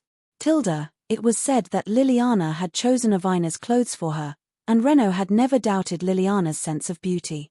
Avina wore a black cheongsam with a golden dragon printed on the back. Every scale on the dragon was clearly visible, extending all the way to Avina's abdomen. Because of the tight-fitting effect of the cheongsam, Avina's originally not very obvious figure suddenly bloomed. Although there were still some parts that had yet to develop, it was definitely one of the top ones. Sigh Tilda, I didn't expect Avina to be so good. Reynolds thought secretly in his heart. Usually, Avina never cared about her appearance. Except for some necessary washing and brushing, it seemed that she never did anything to take care of her skin. On this point, Reynolds was quite surprised. Next, it was Liliana's turn. In order to cope with the lively atmosphere of the Eve festival, Liliana specially found someone to send a very suitable dress from home. The dress was a bright and dazzling red dress with a thin white cloak on the outside. It matched with white boots of the same color. With a little light makeup, the black hair and red dress on Hua Kai's body reached a perfect balance. The two extreme colors seemed to be much gentler under the balance of white. Hua Kai's face was blushing. Her fingertips kept playing with the hem of the dress. Her eyes were somewhat shy and deliberately avoided Reynolds's gaze. It seemed that she had no confidence in her appearance. Very beautiful, Hua Kai. Reynolds gave her a thumbs up. Hearing Reynolds's praise, Hua Kai's face suddenly turned red. The blush on her face refused to dissipate. After Reynolds's praise, Hua Kai even covered her face with both hands. By the way, why are you wearing this? Are you going to participate in the Eve festival like this? Avina stood up and said in a very dissatisfied tone. What's wrong with me wearing this? Reynolds glanced at the school uniform he was wearing in the form of an uncle and was very surprised. Hey, today is the Eve festival of Dingcheng City, which is held once every 10 years. You should cooperate with us a little. I can't show my real appearance to others. I've already prepared for this. On the eve of the Eve festival, people of noble status would wear different clothes to participate in the gathering. The streets of Dingcheng City were full of red lanterns, and all kinds of shouting could be heard. Small snack stalls were operating on both sides of the road. At 12 o'clock sharp, there would be a magic fireworks show. After the fireworks show, many people would leave because they had the extremely important competition of the 7 schools the next day. Some people would stay and snuggle up to each other to confess their love. Therefore, the Eve festival was also regarded as a sacred festival for young people to fall in love. At this moment, Reynolds and the others were walking on the street that led to the central square. Why do I have to do this kind of thing? It's so shameful, so shameful. The people on the street were laughing and chatting. There were local tycoons, political tycoons, and noble magicians. With good wine in their hands, They were talking about the wonderful things they had done recently. Suddenly, they seemed to see a few fairies in front of them, and their eyes were fixed on them. Hey, look over there. Damn, I've never seen such beautiful women. 1, 2, 3, 4, 5, oh my god, there are 5 fairies. Wait a second. 5. Including Avina, Huakai, Liliana, and Alice, there are only 4 of them. Who is the last one? I told you I didn't want to come. Walking at the front was a young girl with short white hair. She was wearing a white bathrobe with a grey pattern. Her body shape was indistinguishable, and her face was covered with a mask of the god of wealth. It was impossible to see the girl's appearance. However, the nobles who had seen countless women could tell the girl's gender just by her temperament and slight body fragrance. Since she can wear a mask, there must be a secret. Some of the nobles had already made their own plans. That's right, it was Reynolds. Under the coercion of the crowd, he had no choice but to change into this costume. TSK, so shameful. Reynolds glared fiercely at Liliana, who was walking behind him on the left through the eye holes of the mask. She had prepared this costume in advance. Why do you have this kind of thing? As the most loyal servant of His Majesty the Demon King, I will prepare everything necessary for His Majesty. As he walked, Reynolds saw a group of people gathered not far ahead. They were gathered in a circle, looking at something with a gloating expression. The physical fitness of the demons was very good. Reynolds could clearly hear the sounds of beating and cursing, as well as the muffled sounds of being beaten. Reynolds hurriedly walked to the front and squeezed into the crowd.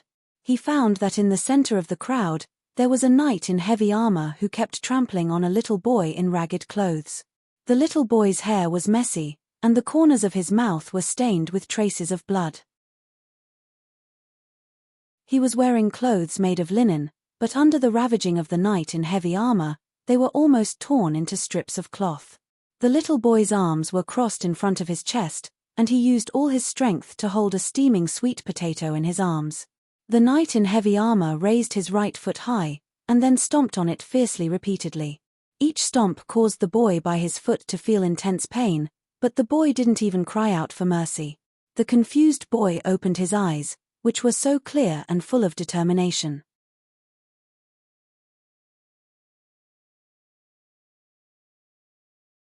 Chapter 659. For a moment, Reynolds felt that the boy was looking at him. Reynolds's heart skipped a beat. Just as Reynolds was about to step forward to help, a figure appeared behind him. The golden figure and its blossoming flower-like wings quickly flashed forward. Who's there? Before the heavily armored knight could react, a silver-white rapier was placed on his neck. Avina, what are you doing? Reynolds shouted. He hurriedly walked to her side and took the rapier back from Avina's hand. Are you crazy? Tomorrow is the competition for the 7 schools.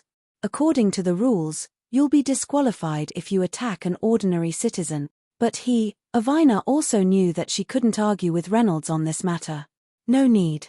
You go to Avina and the others first. Leave this to me. Oh. After Avina walked out of the crowd, Reynolds saw that the knight in heavy armor was already sitting on the ground. There seemed to be some smelly liquid flowing out of his lower body. It seemed that he was scared out of his wits. The knight in heavy armor was just an ordinary adult wearing armor. He couldn't fight back against magic at all. Reynolds squatted down and helped the boy up from the pool of blood. He then put the boy's right arm around his neck. Since I'm in a good mood today, I'll forget about you beating up my slave. Get lost. The heavy-armored knight's mood changed. He thought that he was going to die today, but he didn't expect that the other party would let him go. He hurriedly got up and said, "Thank you, sir, for not killing me." Then, he staggered away. Why are you still looking? Get lost now. Renaud shouted loudly with a deterrent-type magic. Immediately, the crowd of onlookers jumped in fright and went about their own business. Reynolds helped the boy to a bench, then called Liliana over and asked her to cast a healing magic on him. Wood healing. Bits of green light flickered and then flowed into the boy's body. In a short while, the boy's body had almost recovered. The boy slowly opened his eyes. His consciousness was still a little blurry, but he could vaguely hear a few words. Little friend, what's your name? I am called Liliana. Hey, Liliana, that's a pretty good name. A thought flashed through Liliana's mind. He hurriedly stood up, grabbed the sweet potato beside him, and ran over. Reynolds and Liliana looked at each other and then hurriedly followed Liliana. Reynolds used star survey magic to tell Avina and the other two to take a stroll nearby and that he would be back soon. Liliana didn't run very fast, and her steps were very light. It was as if she could fall with every step. She didn't know what was supporting her to continue moving forward. After a while, they arrived at the slum area. Liliana turned into a small alley. There was an abandoned building in front, and Liliana went inside. Reynolds stealthily followed him. There was a window beside him that only had a window lattice left. He secretly poked his head out and saw that in a corner of the abandoned building, there was a small patch of ground covered with withered yellow weeds. On top of the weeds lay a sickly girl who looked to be only 7 or 8 years old. She had 2 small ponytails on both sides of her head, and there was a wet cloth on her forehead. Her mouth was constantly gasping for air, and combined with the abnormal redness on both sides of her cheeks, if he guessed correctly, she should be having a fever. Liliana ran to the little girl's side and squatted down. "Maishi, how are you?" The little girl heard Liliana's voice and slowly opened her eyes. She tried her best to force a smile. "Big brother, I'm fine. Pretty good." But before she finished speaking, the little girl coughed violently. Cough tilde cough. "Maishi, you must hold on. Big brother will find someone to cure you soon." Liliana stuffed the sweet potato that was still warm in her arms into the little girl's hand. "Eat it quickly." "No." The little girl shook her head. "Big brother should eat it." Things had already come to this point, yet the 2 pairs of siblings were still so modest. "I don't know if Brother Reynolds will save me when I'm in danger." Natalia glanced at Reynolds, who was standing next to her. At this time, his face was already covered in tears. Tears spurted out from the holes of his mask like a fountain. "It's so touching. Natalia, I feel like a brick is in my eyes. I can't help but cry. Don't be stubborn at this time." Natalia felt a little bit of regret for the idea that had just sprouted. The two continued to look through the window. Liliana held the little girl's right hand and then put it on her cheek.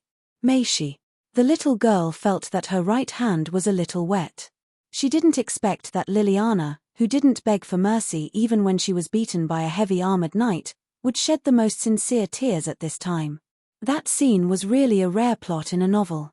Sob tilde, I thought that this kind of thing would only appear in novels. I didn't expect it to really happen in front of my eyes this time. Natalia tilde save her. Yes. In fact, Natalia had already wanted to help, but without the Devil King's order, she couldn't do it without permission. After all, everything was connected. If there was a cause, there would be an effect.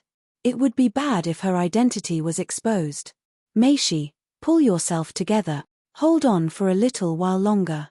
I'll bring someone to save you right away." Ouch! Liliana stood up in a panic and ran to the door, but she didn't expect that as soon as she turned around, she seemed to have bumped into something and then fell to the ground. Liliana rubbed her head, then opened her eyes and looked in front of her. There were 2 unfamiliar figures there.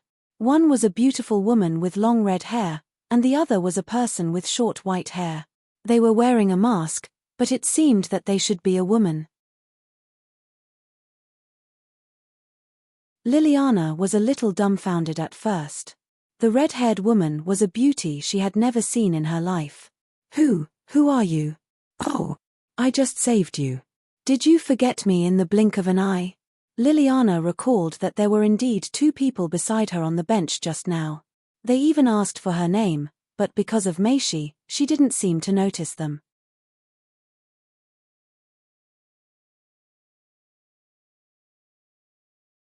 Chapter 660. What do you want to do? Liliana held Mixie in her arms, fearing that the 2 people in front of her would do something bad to her sister. "Don't be so nervous. We are here to make a deal." "Deal? What deal?"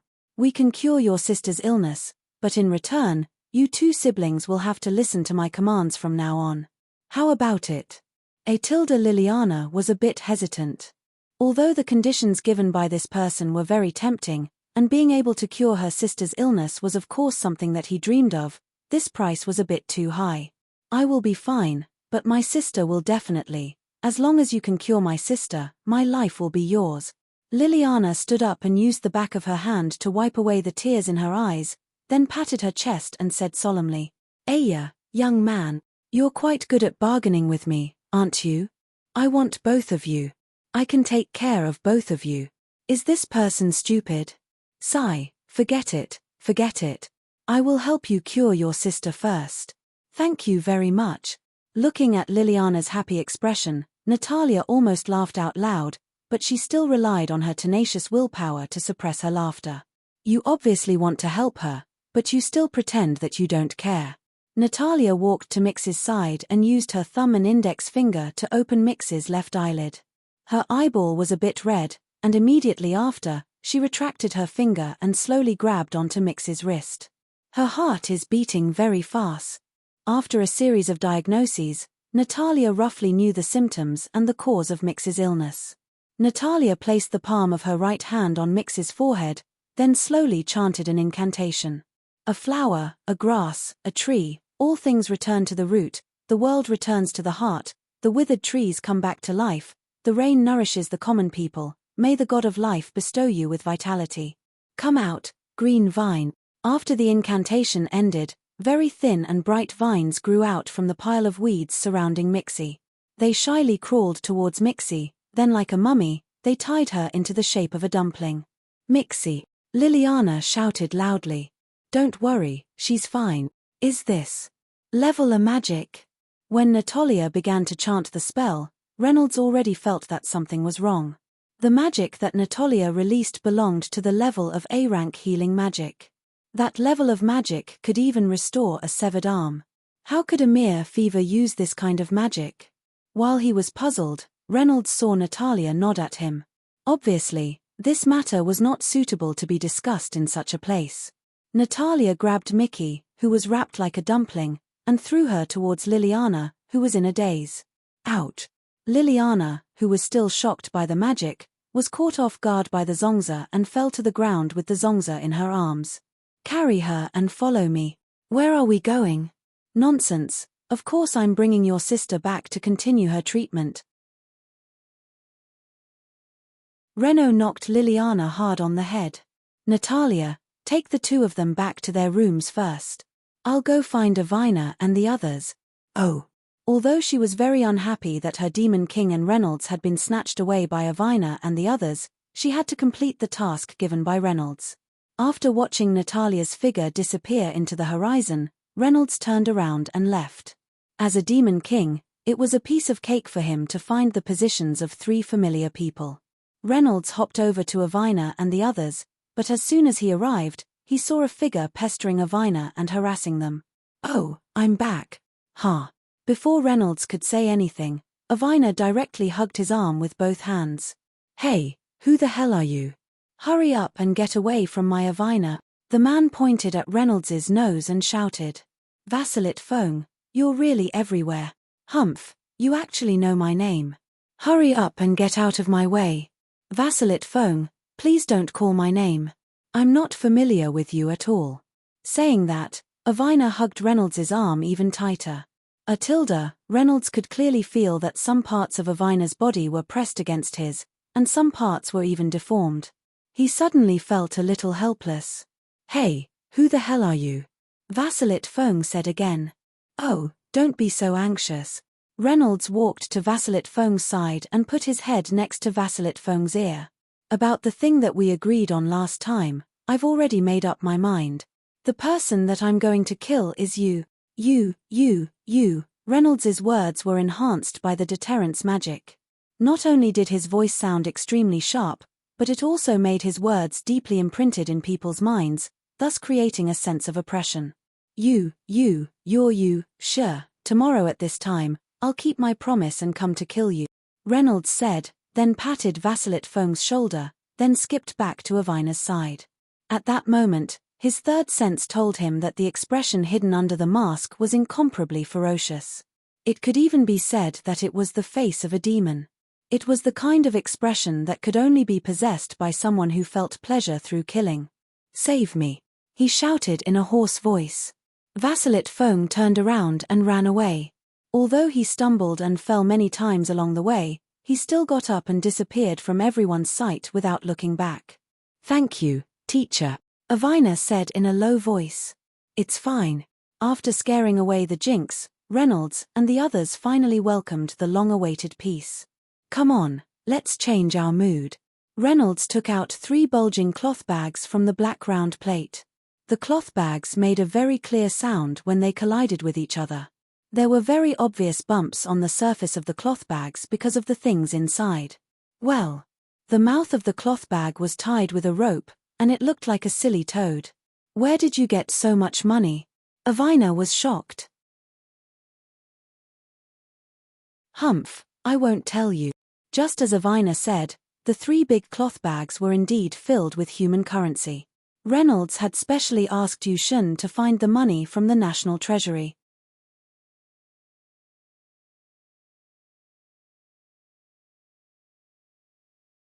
Chapter 661. Of course, what Reynolds took out was only a small corner of that enormous amount of iceberg. "Here, take it and buy some things for you guys." Reynolds threw the cloth bag in his hand into the hands of Avina and the other 2. Avina opened the cloth bag and took a look inside. She discovered that the inside of the bag was filled with gold coins. The gold coins were glittering and looked very dazzling. So much money. Avina's daily expenses were all saved up by living frugally, and it had been a long time since she saw so much money. After sending Alice and Avina away, Reynolds was just about to return to the hotel to check on Liliana and Mix's situation. However, he discovered that Avina didn't seem to have left. "Avina, why aren't you leaving? Aren't you planning to buy some things with Avina and Alice?" Woo Tilda that. Avina lowered her head and didn't dare to look at Reynolds. Her hesitant appearance seemed like she wanted to say something. "That. Teacher, let's go watch the fireworks, okay? Isn't that something that only children and couples watch?" "What is there to watch? If you want to watch it, I can make it 100 times grander than this at any time." Teacher is bullying me." A few drops of tears seemed to have squeezed out from Avina's eyes. "Avina, how about this? Let's make a promise, okay? Promise? If you guys can get into the top 3 of the 7-school jump competition this time, I will fulfill one of your wishes, okay?" "Really?" Avina's mood changed and said excitedly, "Can I have any wish?" As long as it is your wish, I will fulfill it. It's a promise. The one who lies is a dog." Avina stretched out her pinky. "How old are you already?" "Still pinky," promised Tilda. Although that was what he thought, Reynolds still stretched out the pinky of his other hand and hooked the 2 pinky together, making a promise that would never be fulfilled. "Then, I will go look for Avina and the others." "Go." They should be bargaining with the owner of a shop selling smoothies right now. Looking at Avina's cheerful figure leaving, Reynolds's mood also became gloomy. As a demon king, how could he not know what Avina was thinking? But, at this moment, a blue magic array suddenly appeared beside Reynolds's ear, and Natalia's voice came from it. "Brother Reynolds, come back quickly." "Got it." Upon hearing Natalia's words, Reynolds hurriedly rushed back as fast as he could. Of course, it was impossible for him to use spatial leap in such a crowded environment.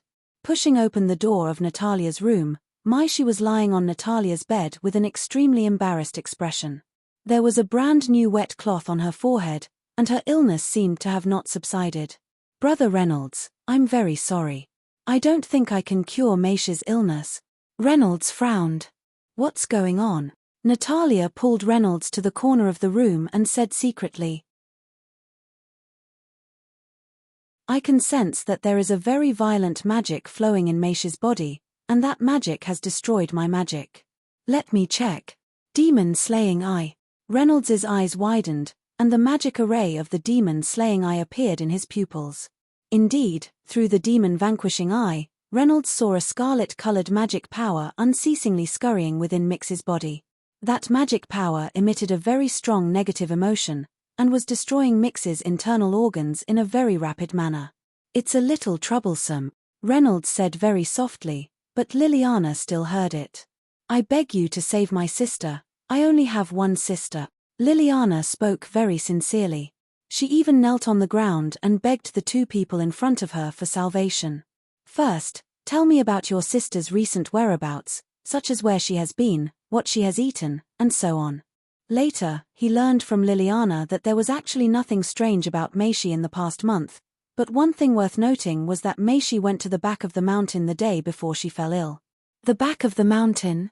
Brother Reynolds, the back of the mountain seems to be listed as a cursed place by the people. It is said that people who have been there have suffered from various conditions.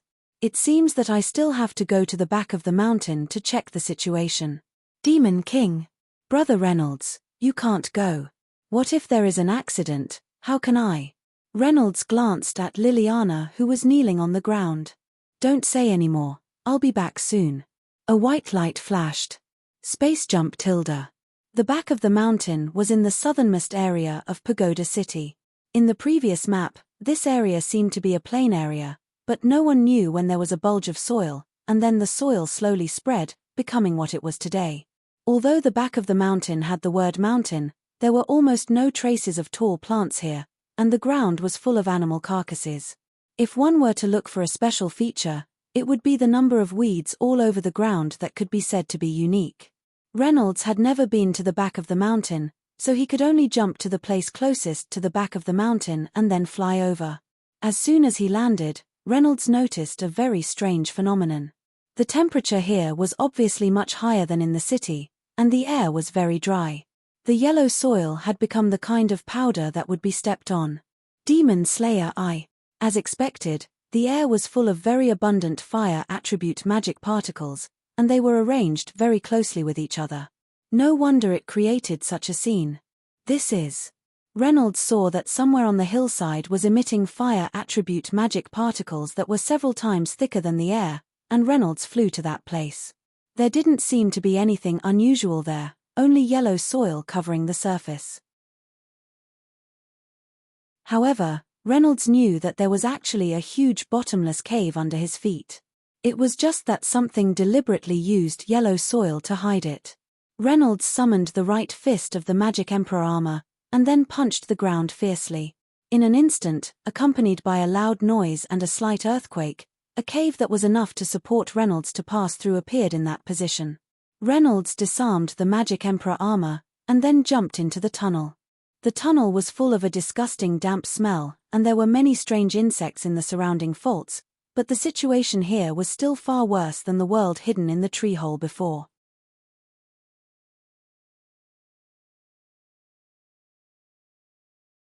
Chapter 662. We're here. The tunnel soon reached its end. It connected to a cave with stalactites everywhere.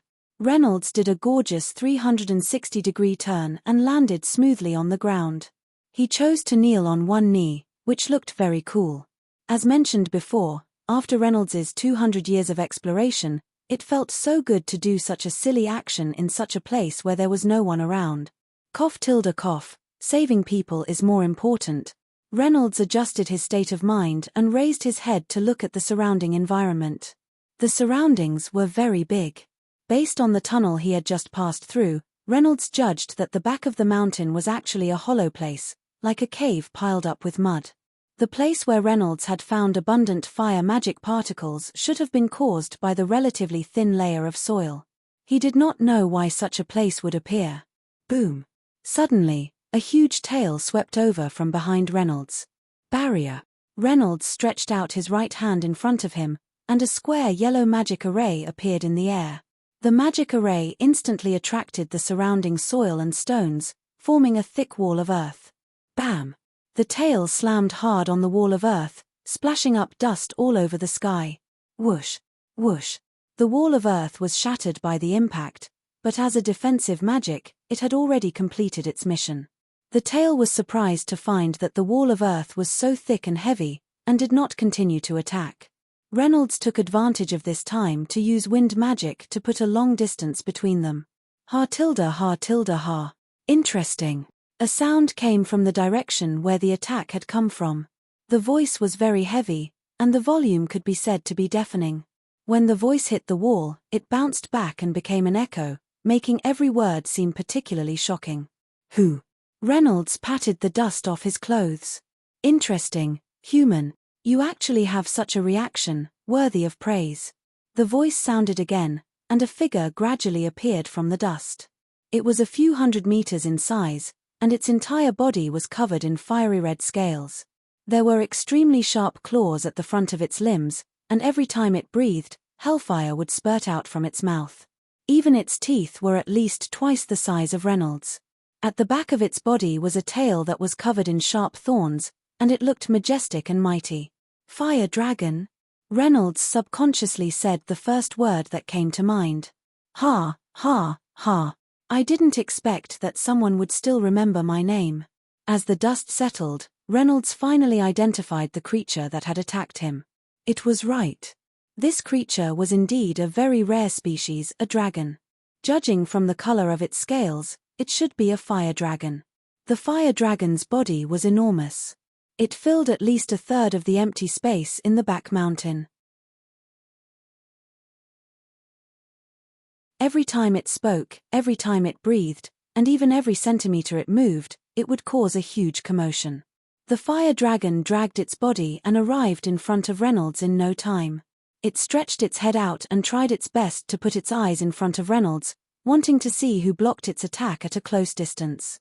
In Reynolds's eyes, the fire dragon didn't seem to see any surprise or fear. On the contrary, it actually felt that this white-haired masked man was pleasantly surprised. Human, are you not afraid of me? You are male? The fire dragon jumped in fright when it heard Reynolds's words. It even took a few steps back. It looked quite fun with its clumsy body. Human, how do you know my name? Looking at the silly look of the fire dragon in front of him, Reynolds was happy. However, he still had to maintain a poker face. Reynolds took off the mask on his face. Who told you that I am a demon? You. The fire dragon crawled back to Reynolds and looked at him again.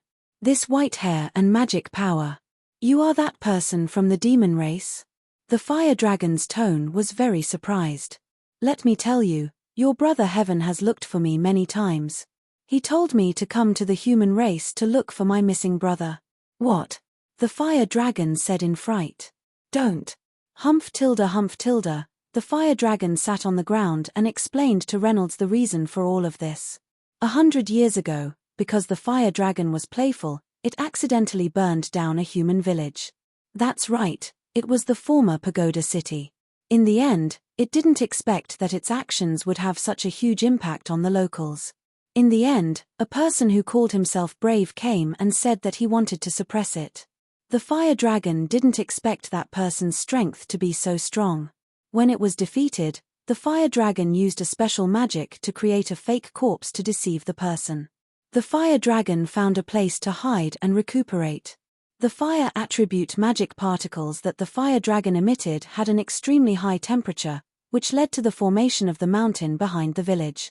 I just wanted to play with those people, who knew that they were so weak. The fire dragon began to play with its front claws while feeling wronged. I only recovered in the past few months. Originally, I wanted to tease the people around here, but I didn't expect that you would come over. You. Don't you know that your actions have caused a lot of trouble for the locals? Hey, is that so? Sigh. Reynolds heard from the sky dragon, which was the fire dragon's elder brother, that the fire dragon's younger brother was playful by nature and didn't know the seriousness of the matter at all. Looking at it now, what the sky dragon said was indeed correct. Later on, Reynolds asked a few more questions, and didn't expect that the fire dragon would be quite cooperative. A 7 to 8 years old little girl? I remember her. She was quite cute, and I almost couldn't help but want to eat her up. Reynolds glared at the fire dragon. I was just joking. I still remember that little girl quite well. She was picking herbs on my mountain, and in the end, she was unexpectedly poisoned by a very powerful poison. I couldn't stand it anymore, so I injected some magic power into her body to destroy the poison. And then, the fire dragon suddenly thought of something, and very humanely, it used its right hand to hammer its left palm. I forgot to take back my magic power. This is the main point. Reynolds explained the little girl's situation, and the fire dragon also seemed to have realized the seriousness of its actions. I am going to take back my magic power right now. The fire dragon raised its neck and roared out loudly. Not long after, a round ball of magic power that was emitting red light drilled into the tunnel that Reynolds created just now.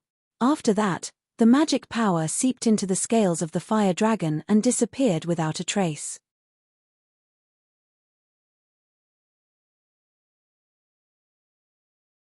Chapter 663. Can you not tell my big brother about my matters? The fire dragon said in a feeble voice. It didn't look like a dragon with a noble bloodline at all. This. Reynolds pretended to be very distressed. However, he had already thought of a solution to deal with the fire dragon. This. You also know about your big brother's bad temper. About this, I am really, a little. The fire dragon followed Reynolds's words and imagined the image of its big brother in its mind. Indeed. The fire dragon subconsciously trembled. But, it is not like there is no way. Reynolds changed the topic. What way? Recently, I have some very important things to deal with. If you can help me, your big brother might not be so angry. After all, my relationship with your big brother is not bad. I agree. Hey, I still haven't said what the matter is. No need to say any more. I agree. The fire dragon had always wanted to see what this influential figure of the demon race from 100 years ago looked like. Then, you should change into your human form first. If you move like this, you will attract too much attention. Oh, change. The fire dragon stood at attention, its two front claws forming a seal. Oh, a kindred spirit. Bang. A cloud of white smoke rose up, and that incomparably huge fire dragon turned into a fierce man with long hair. The man's height was more than 2 meters, and his long black hair directly reached his buttocks. His muscles were well developed, and one of his arms was as big as Reynolds's. Why are you not wearing any clothes? Reynolds picked up a lump of mud and threw it towards the fire dragon as he ridiculed. We, the dragon race, do not need the word shame. Put it on properly. Reynolds had no choice but to take out a few sets of clothes from the black disc. Although the size was not suitable, 3 or 4 pieces of clothes were pieced together, the dragon could still barely wear the clothes. With regards to sewing, Reynolds was still relatively good at it. Just like that, a human and a dragon flew out of the cave. So beautiful. The scattered fireworks blossomed in the sky and lit up the Milky Way. Red, green, and yellow flashed alternately, carrying the hopes of many people. They drew a straight path in the sky and exploded at the end. The sparks scattered in all directions like a blooming rose. Under the Milky Way, on Star Island, this was the grandest event of the Eve sacrifice, and also the call to arms of the bugle horn. A new day had arrived, and the 7 Schools Leap event had officially begun. The people of Pagoda City raised their heads and looked up at the sky, silently making their wishes. Since there was still the 7 Schools jump competition tomorrow afternoon, Reynolds didn't plan on bringing Xiong back to the hotel. Don't ask why, but if this naughty dragon ran to the streets and caused trouble again, then things would be serious. After all, it was the eve of the ceremony. Many people didn't sleep at night. If a disaster were to occur, it would be a devastating blow to the city. Of course, there was another reason. That meant that there was no empty space in the room. 5 people and a rabbit sleeping in 2 rooms was already very crowded. Now, with the addition of a male whose body size was comparable to 3 people, how could it be? Calling it Hualong all day was too troublesome, so Reynolds simply called it Xiong. I didn't expect that I would have to spend the first day of my birth in the forest, sob tilde. After settling Xiong down, Reynolds used space jump to return to the door of the room. I'm back. Pushing the door open and entering, Reynolds saw Ju making a gesture to him. Mixie just fell asleep. Oh. Mixie just recovered at this time, and as if relieved of a burden, she laid on Ju's bed and entered a long-lost sweet dream. Xiao walked slowly to Reynolds's side, and then gave him a 90-degree bow. Thank you very much for saving my sister. I will abide by the agreement and listen to your orders in the future. Through the honorifics that Xiao Xiao used, one could feel his determination. That. I was just joking, I didn't expect that you would take it seriously. As a man, you have to keep your promises to others. Well said. But these 2 rooms really couldn't fit so many people. But fortunately, he heard that an unknown team next door suddenly withdrew from the competition. In this way, there was an extra room for Xiao Xiao and Mixi to live in. Strange, by right, the competition is supposed to start at 12 o'clock today. Why are there still people withdrawing? Forget it, let's not think about it. Just like this, everyone finally had a fulfilling night. Regarding Xiao Xiao and Mixi's departure, this was a very hot potato. Their parents were tortured to death by those nobles when they were young. At that time, Xiao Xiao was 5 years old, and Mixi was 3 years old. In the following days, the 2 of them had been living alone. Should we bring them back to the demons? No, otherwise Yushin will definitely kill me. Reynolds imagined Yushin's angry look. Fut tilde ha ha ha. What a joke. Forget it, anyway, I've already brought so many back, 2 more won't make a difference. Just like this, the next day. It's over tilde it's over. It's over. After Natalia, Avina, and Lei Linana woke up in the morning, they found that their condition could be said to be extremely bad. If I knew earlier, I wouldn't have played so late last night. After the fireworks event ended, Avina and Lei Linana originally wanted to go back to the hotel to rest. After all, they still had to participate in the 7 schools leap competition. But they didn't expect that Natalia, this troublemaker, would forcefully drag Avina and Lei Linana to visit all the shops, and by the time they returned to the hotel, it was already almost 2 or 3 o'clock in the morning. At 12 o'clock, they had to gather at the Gaia competition hall, and now, they were all having a headache, and when they shook their heads, it would be filled with the sound of water. Hey, if you guys are like this, how can our Dream Magic Academy get the qualifications to participate in the Sacred Sword Dance Festival? But, even if you say so, since it had already happened, there was no point in complaining now. Reynolds had an idea. Lei Linana. If we get the qualifications to participate in the Sacred Sword Dance Festival this time, I will tell you about the whereabouts of your parents. Avina. Here. Don't forget our promise last night. Natalia, you.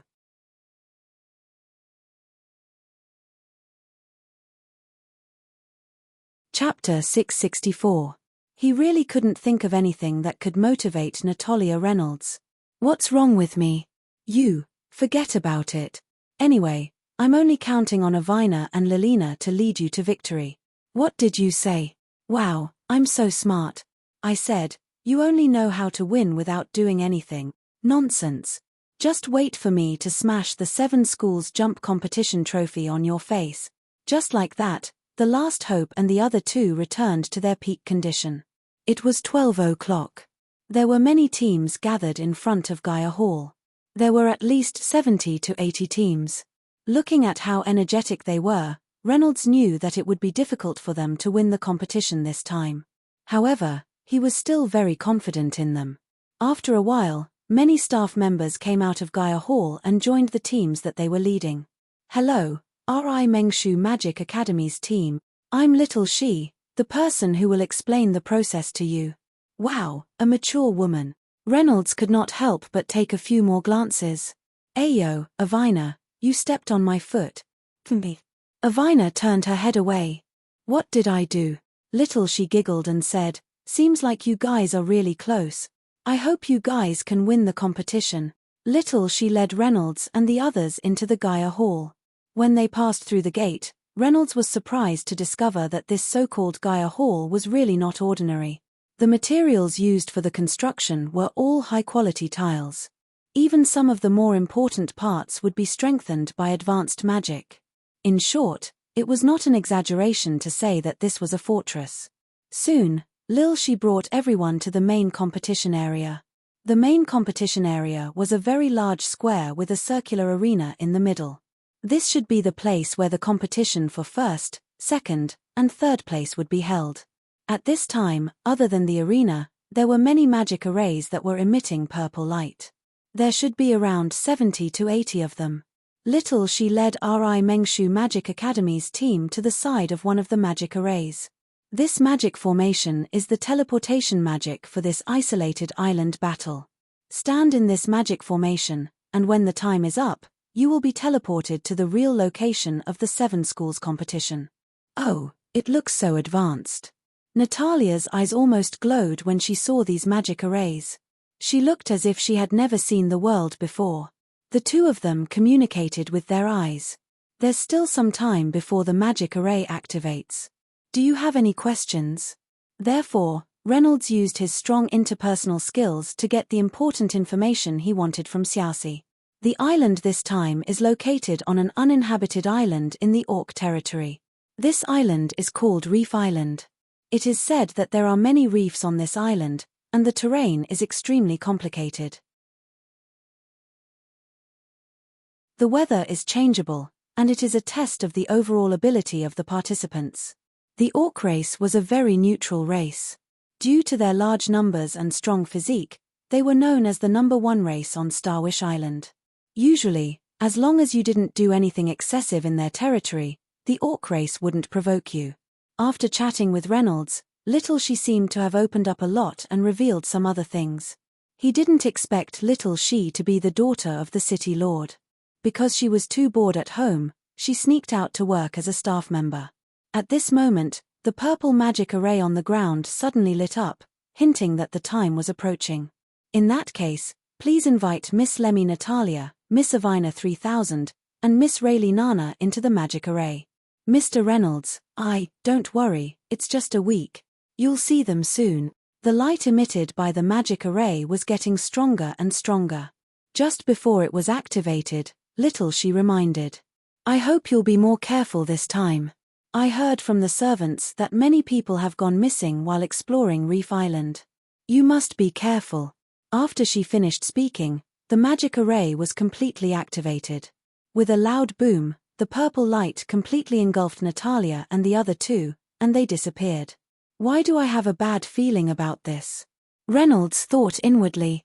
Reef Island was an uninhabited island located somewhere in the ocean in the Beastman's territory. The area of the island was about the size of 6 cities. The terrain was mainly mountainous and hilly, and forests were everywhere.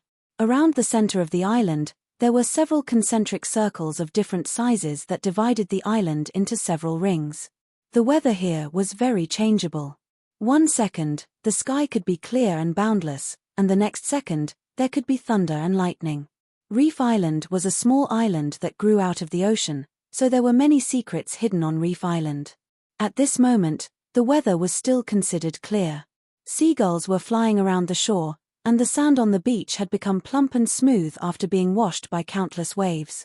Suddenly, a purple magic array gradually appeared on the beach, and then, with a flash of light, Natalia, Avina, and Rayleigh Nana appeared on the beach. So, this is Reef Island. There's nothing to be afraid of. Natalia looked around and realized that there were blue seas and blue skies, birds chirping, and flowers fragrant. This was simply a legendary summer resort. Natalia, you mustn't let your guard down, Avina reminded. Got it, got it. Although that was what she said, Natalia still squatted down, took off her shoes, and ran to the beach to play with the water. Natalia, I also think that we should come up with a strategy first. Rayleigh Nana said meekly. It's fine, it's fine. Look at how beautiful this place is. Besides, shouldn't the last 3 teams win the isolated island battle? There's nothing wrong with hiding here for a while. That does make sense. Just when Natalia was picking up stones in the knee-deep sea, she suddenly felt that her legs were entangled by something. Then, that thing suddenly pulled her into the sea, and she disappeared without a trace. Natalia. Avina did not know what happened. She suddenly remembered Little she's words. Many people who went to explore Reef Island have gone missing. Avina immediately sensed that something had happened. She immediately chanted a spell and released a high-intensity magic spell into the sea. The sea is boundless, the sky, wait a minute. Rayleigh Nana interrupted Avina's chant. Look.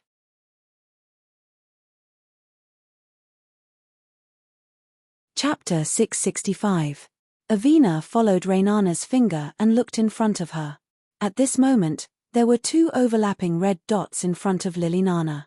Close to them, there was another red dot that was constantly flashing. This is Star Survey. That's right, why didn't I think of that? The red dots represented their current positions. Iwina and Lilina were now standing together. Of course, they were overlapping. However, there was a red dot that was moving slowly in front of them. That was Natalia's position. The red dot flashing meant that she was in danger. However, it didn't seem to be flashing very fast, so there shouldn't be any problem. Suddenly, there was a violent movement in the center of the ocean more than 100 meters away from the beach. Then, a burst of water shot into the air, setting off a huge wave that was dozens of meters high. Then, the water scattered in the air, and there was a short downpour. Natalia. Natalia flew out of the water. There was a very obvious mark on her right thigh. Looking at the thickness of the mark, Natalia should be tied up by something bigger. Natalia glided to the shore with the celestial wings on her back. Run! As she shouted, Natalia waved her hand vigorously to indicate that she was ready. What did she say? I don't know, I couldn't hear clearly. Natalia was at least 50 meters away from Avina and Liliana.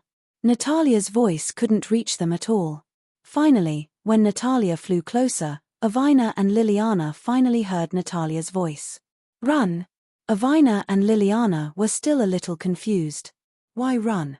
From the corner of their eyes, Iwina and Leilanana saw dozens of 100-meter-long tentacles reaching out from the sea where Natalia came out from.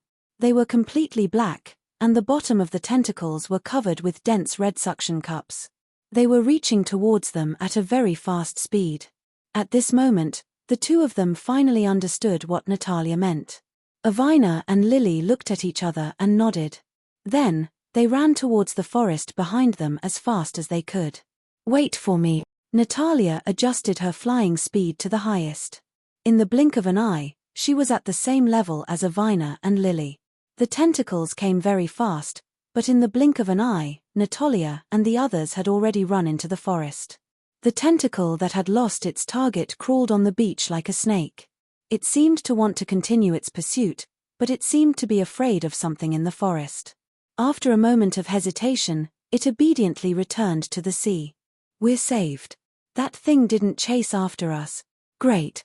Natalia and the other two sighed as they hid behind a big tree.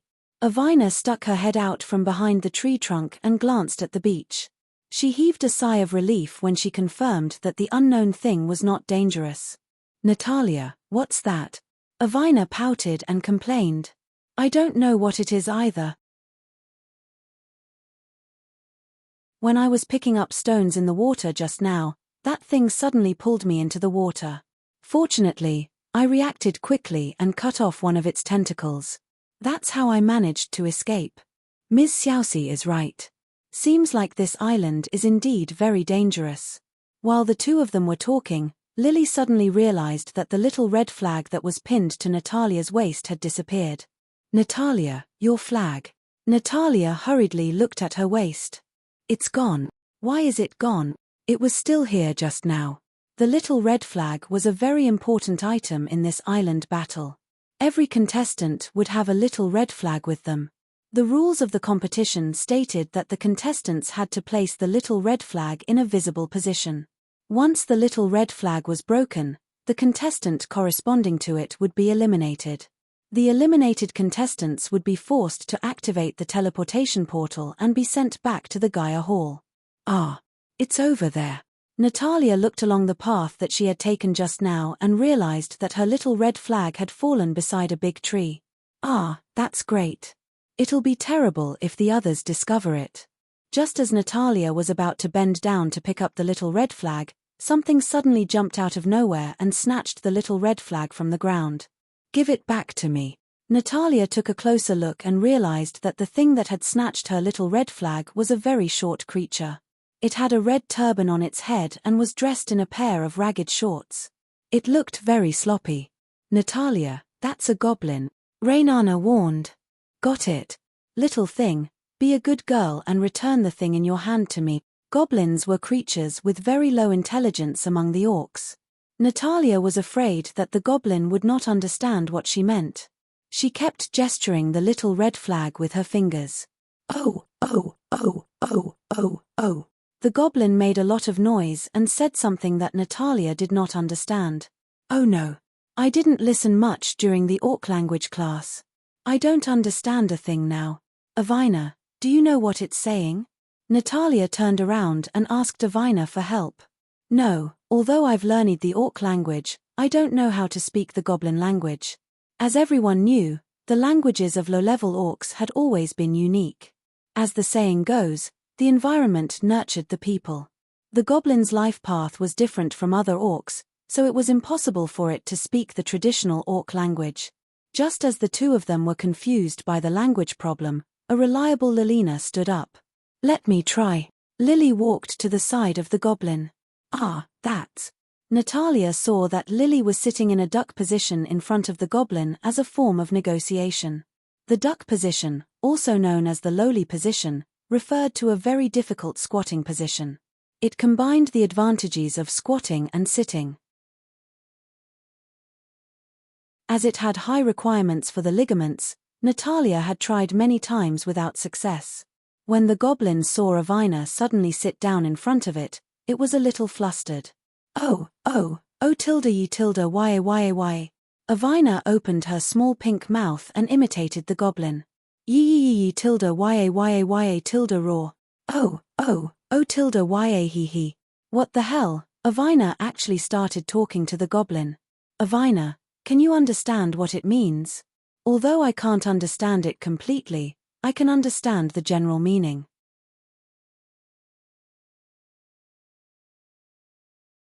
Chapter 666. Natalia actually felt a deep sense of defeat. Hee. Liliana laughed at Natalia from the side. You also don't know about it.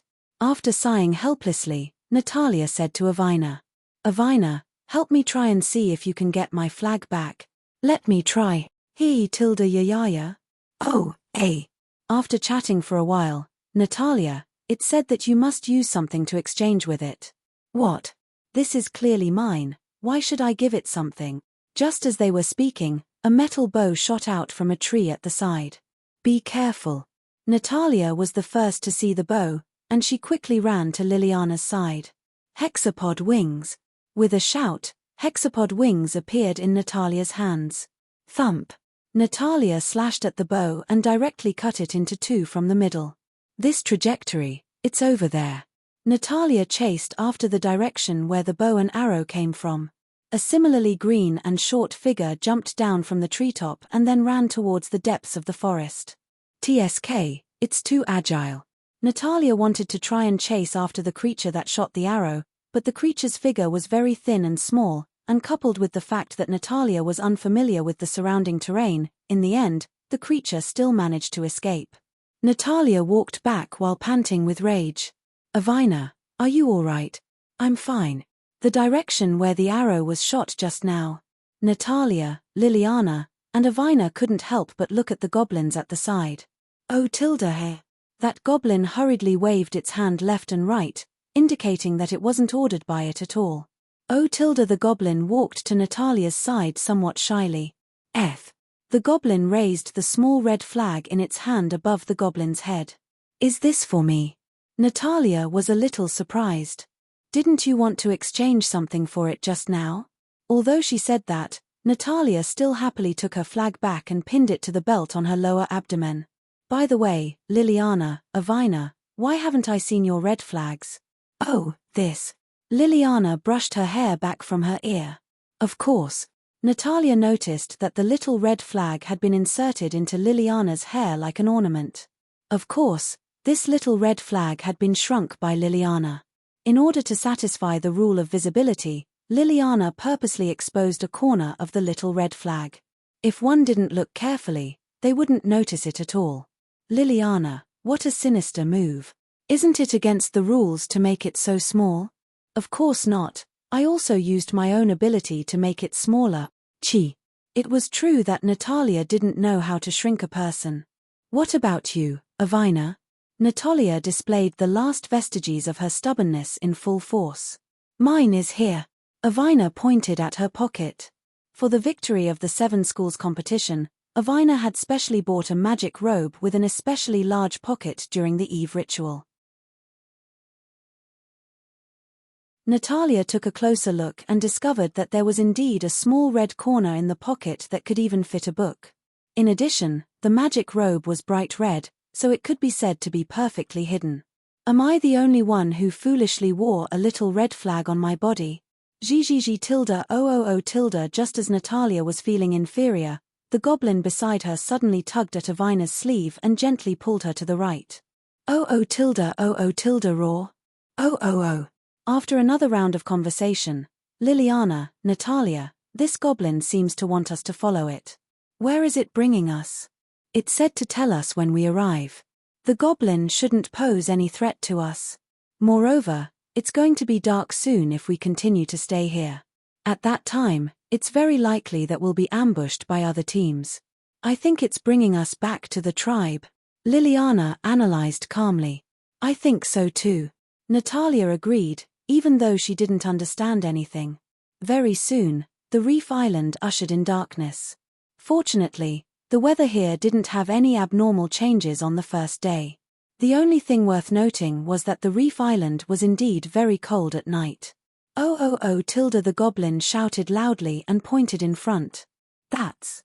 Everyone looked in the direction that the goblin pointed in and discovered that in the humid and hot forest, there was actually a small piece of flatland that had been reclaimed. Although the area of the flatland couldn't be considered big, it was merely a quarter of the size of Gaia Stadium. On the flatland, there were some tents with holes. Inside the tents, fireflies drilled out from the fist-sized holes and slightly illuminated the surroundings. At this moment, many goblins could be seen surrounding a cluster of fire in the center of the flatland to warm themselves. There were tall and sturdy goblins, and there were also old and weak goblins. Tilda seemingly having seen the little goblin beside Avina, a goblin with 2 grey ponytails stood out from the group of goblins and waved his hand towards them. Tilda the little goblin also waved his hand in response. Later on, Avina found out that this little goblin was actually the son of this goblin tribe's patriarch. If his name was to be translated into human language, it would be called Wob. Wob briefly explained to the other goblins that Natalia had just saved him. Immediately, they seemed to be saying something like holding a party to welcome the few of them. Hey, Liliana, don't you feel that there is something wrong with these goblins? Indeed. I feel that their intelligence seems to be somewhat different from other goblins. Avina's words awakened the goblin from his dream. That's right. I have seen those goblins that were raised by nobles before. They could only speak a few very simple languages and could only perform some low-level actions. But the 3 women sized up their surroundings. These goblins were actually holding torches and laughing while dancing. Inside their tents, there were very crudely made tables and wooden buckets. This was clearly the sign of a budding high-level animal. Although they felt very puzzled by this strange phenomenon, Natalia and the rest could still feel the enthusiasm of these goblins from the bottom of their hearts. This was definitely not something that could be imitated just because one wanted to. You're tuning in to the Celestial War YouTube channel.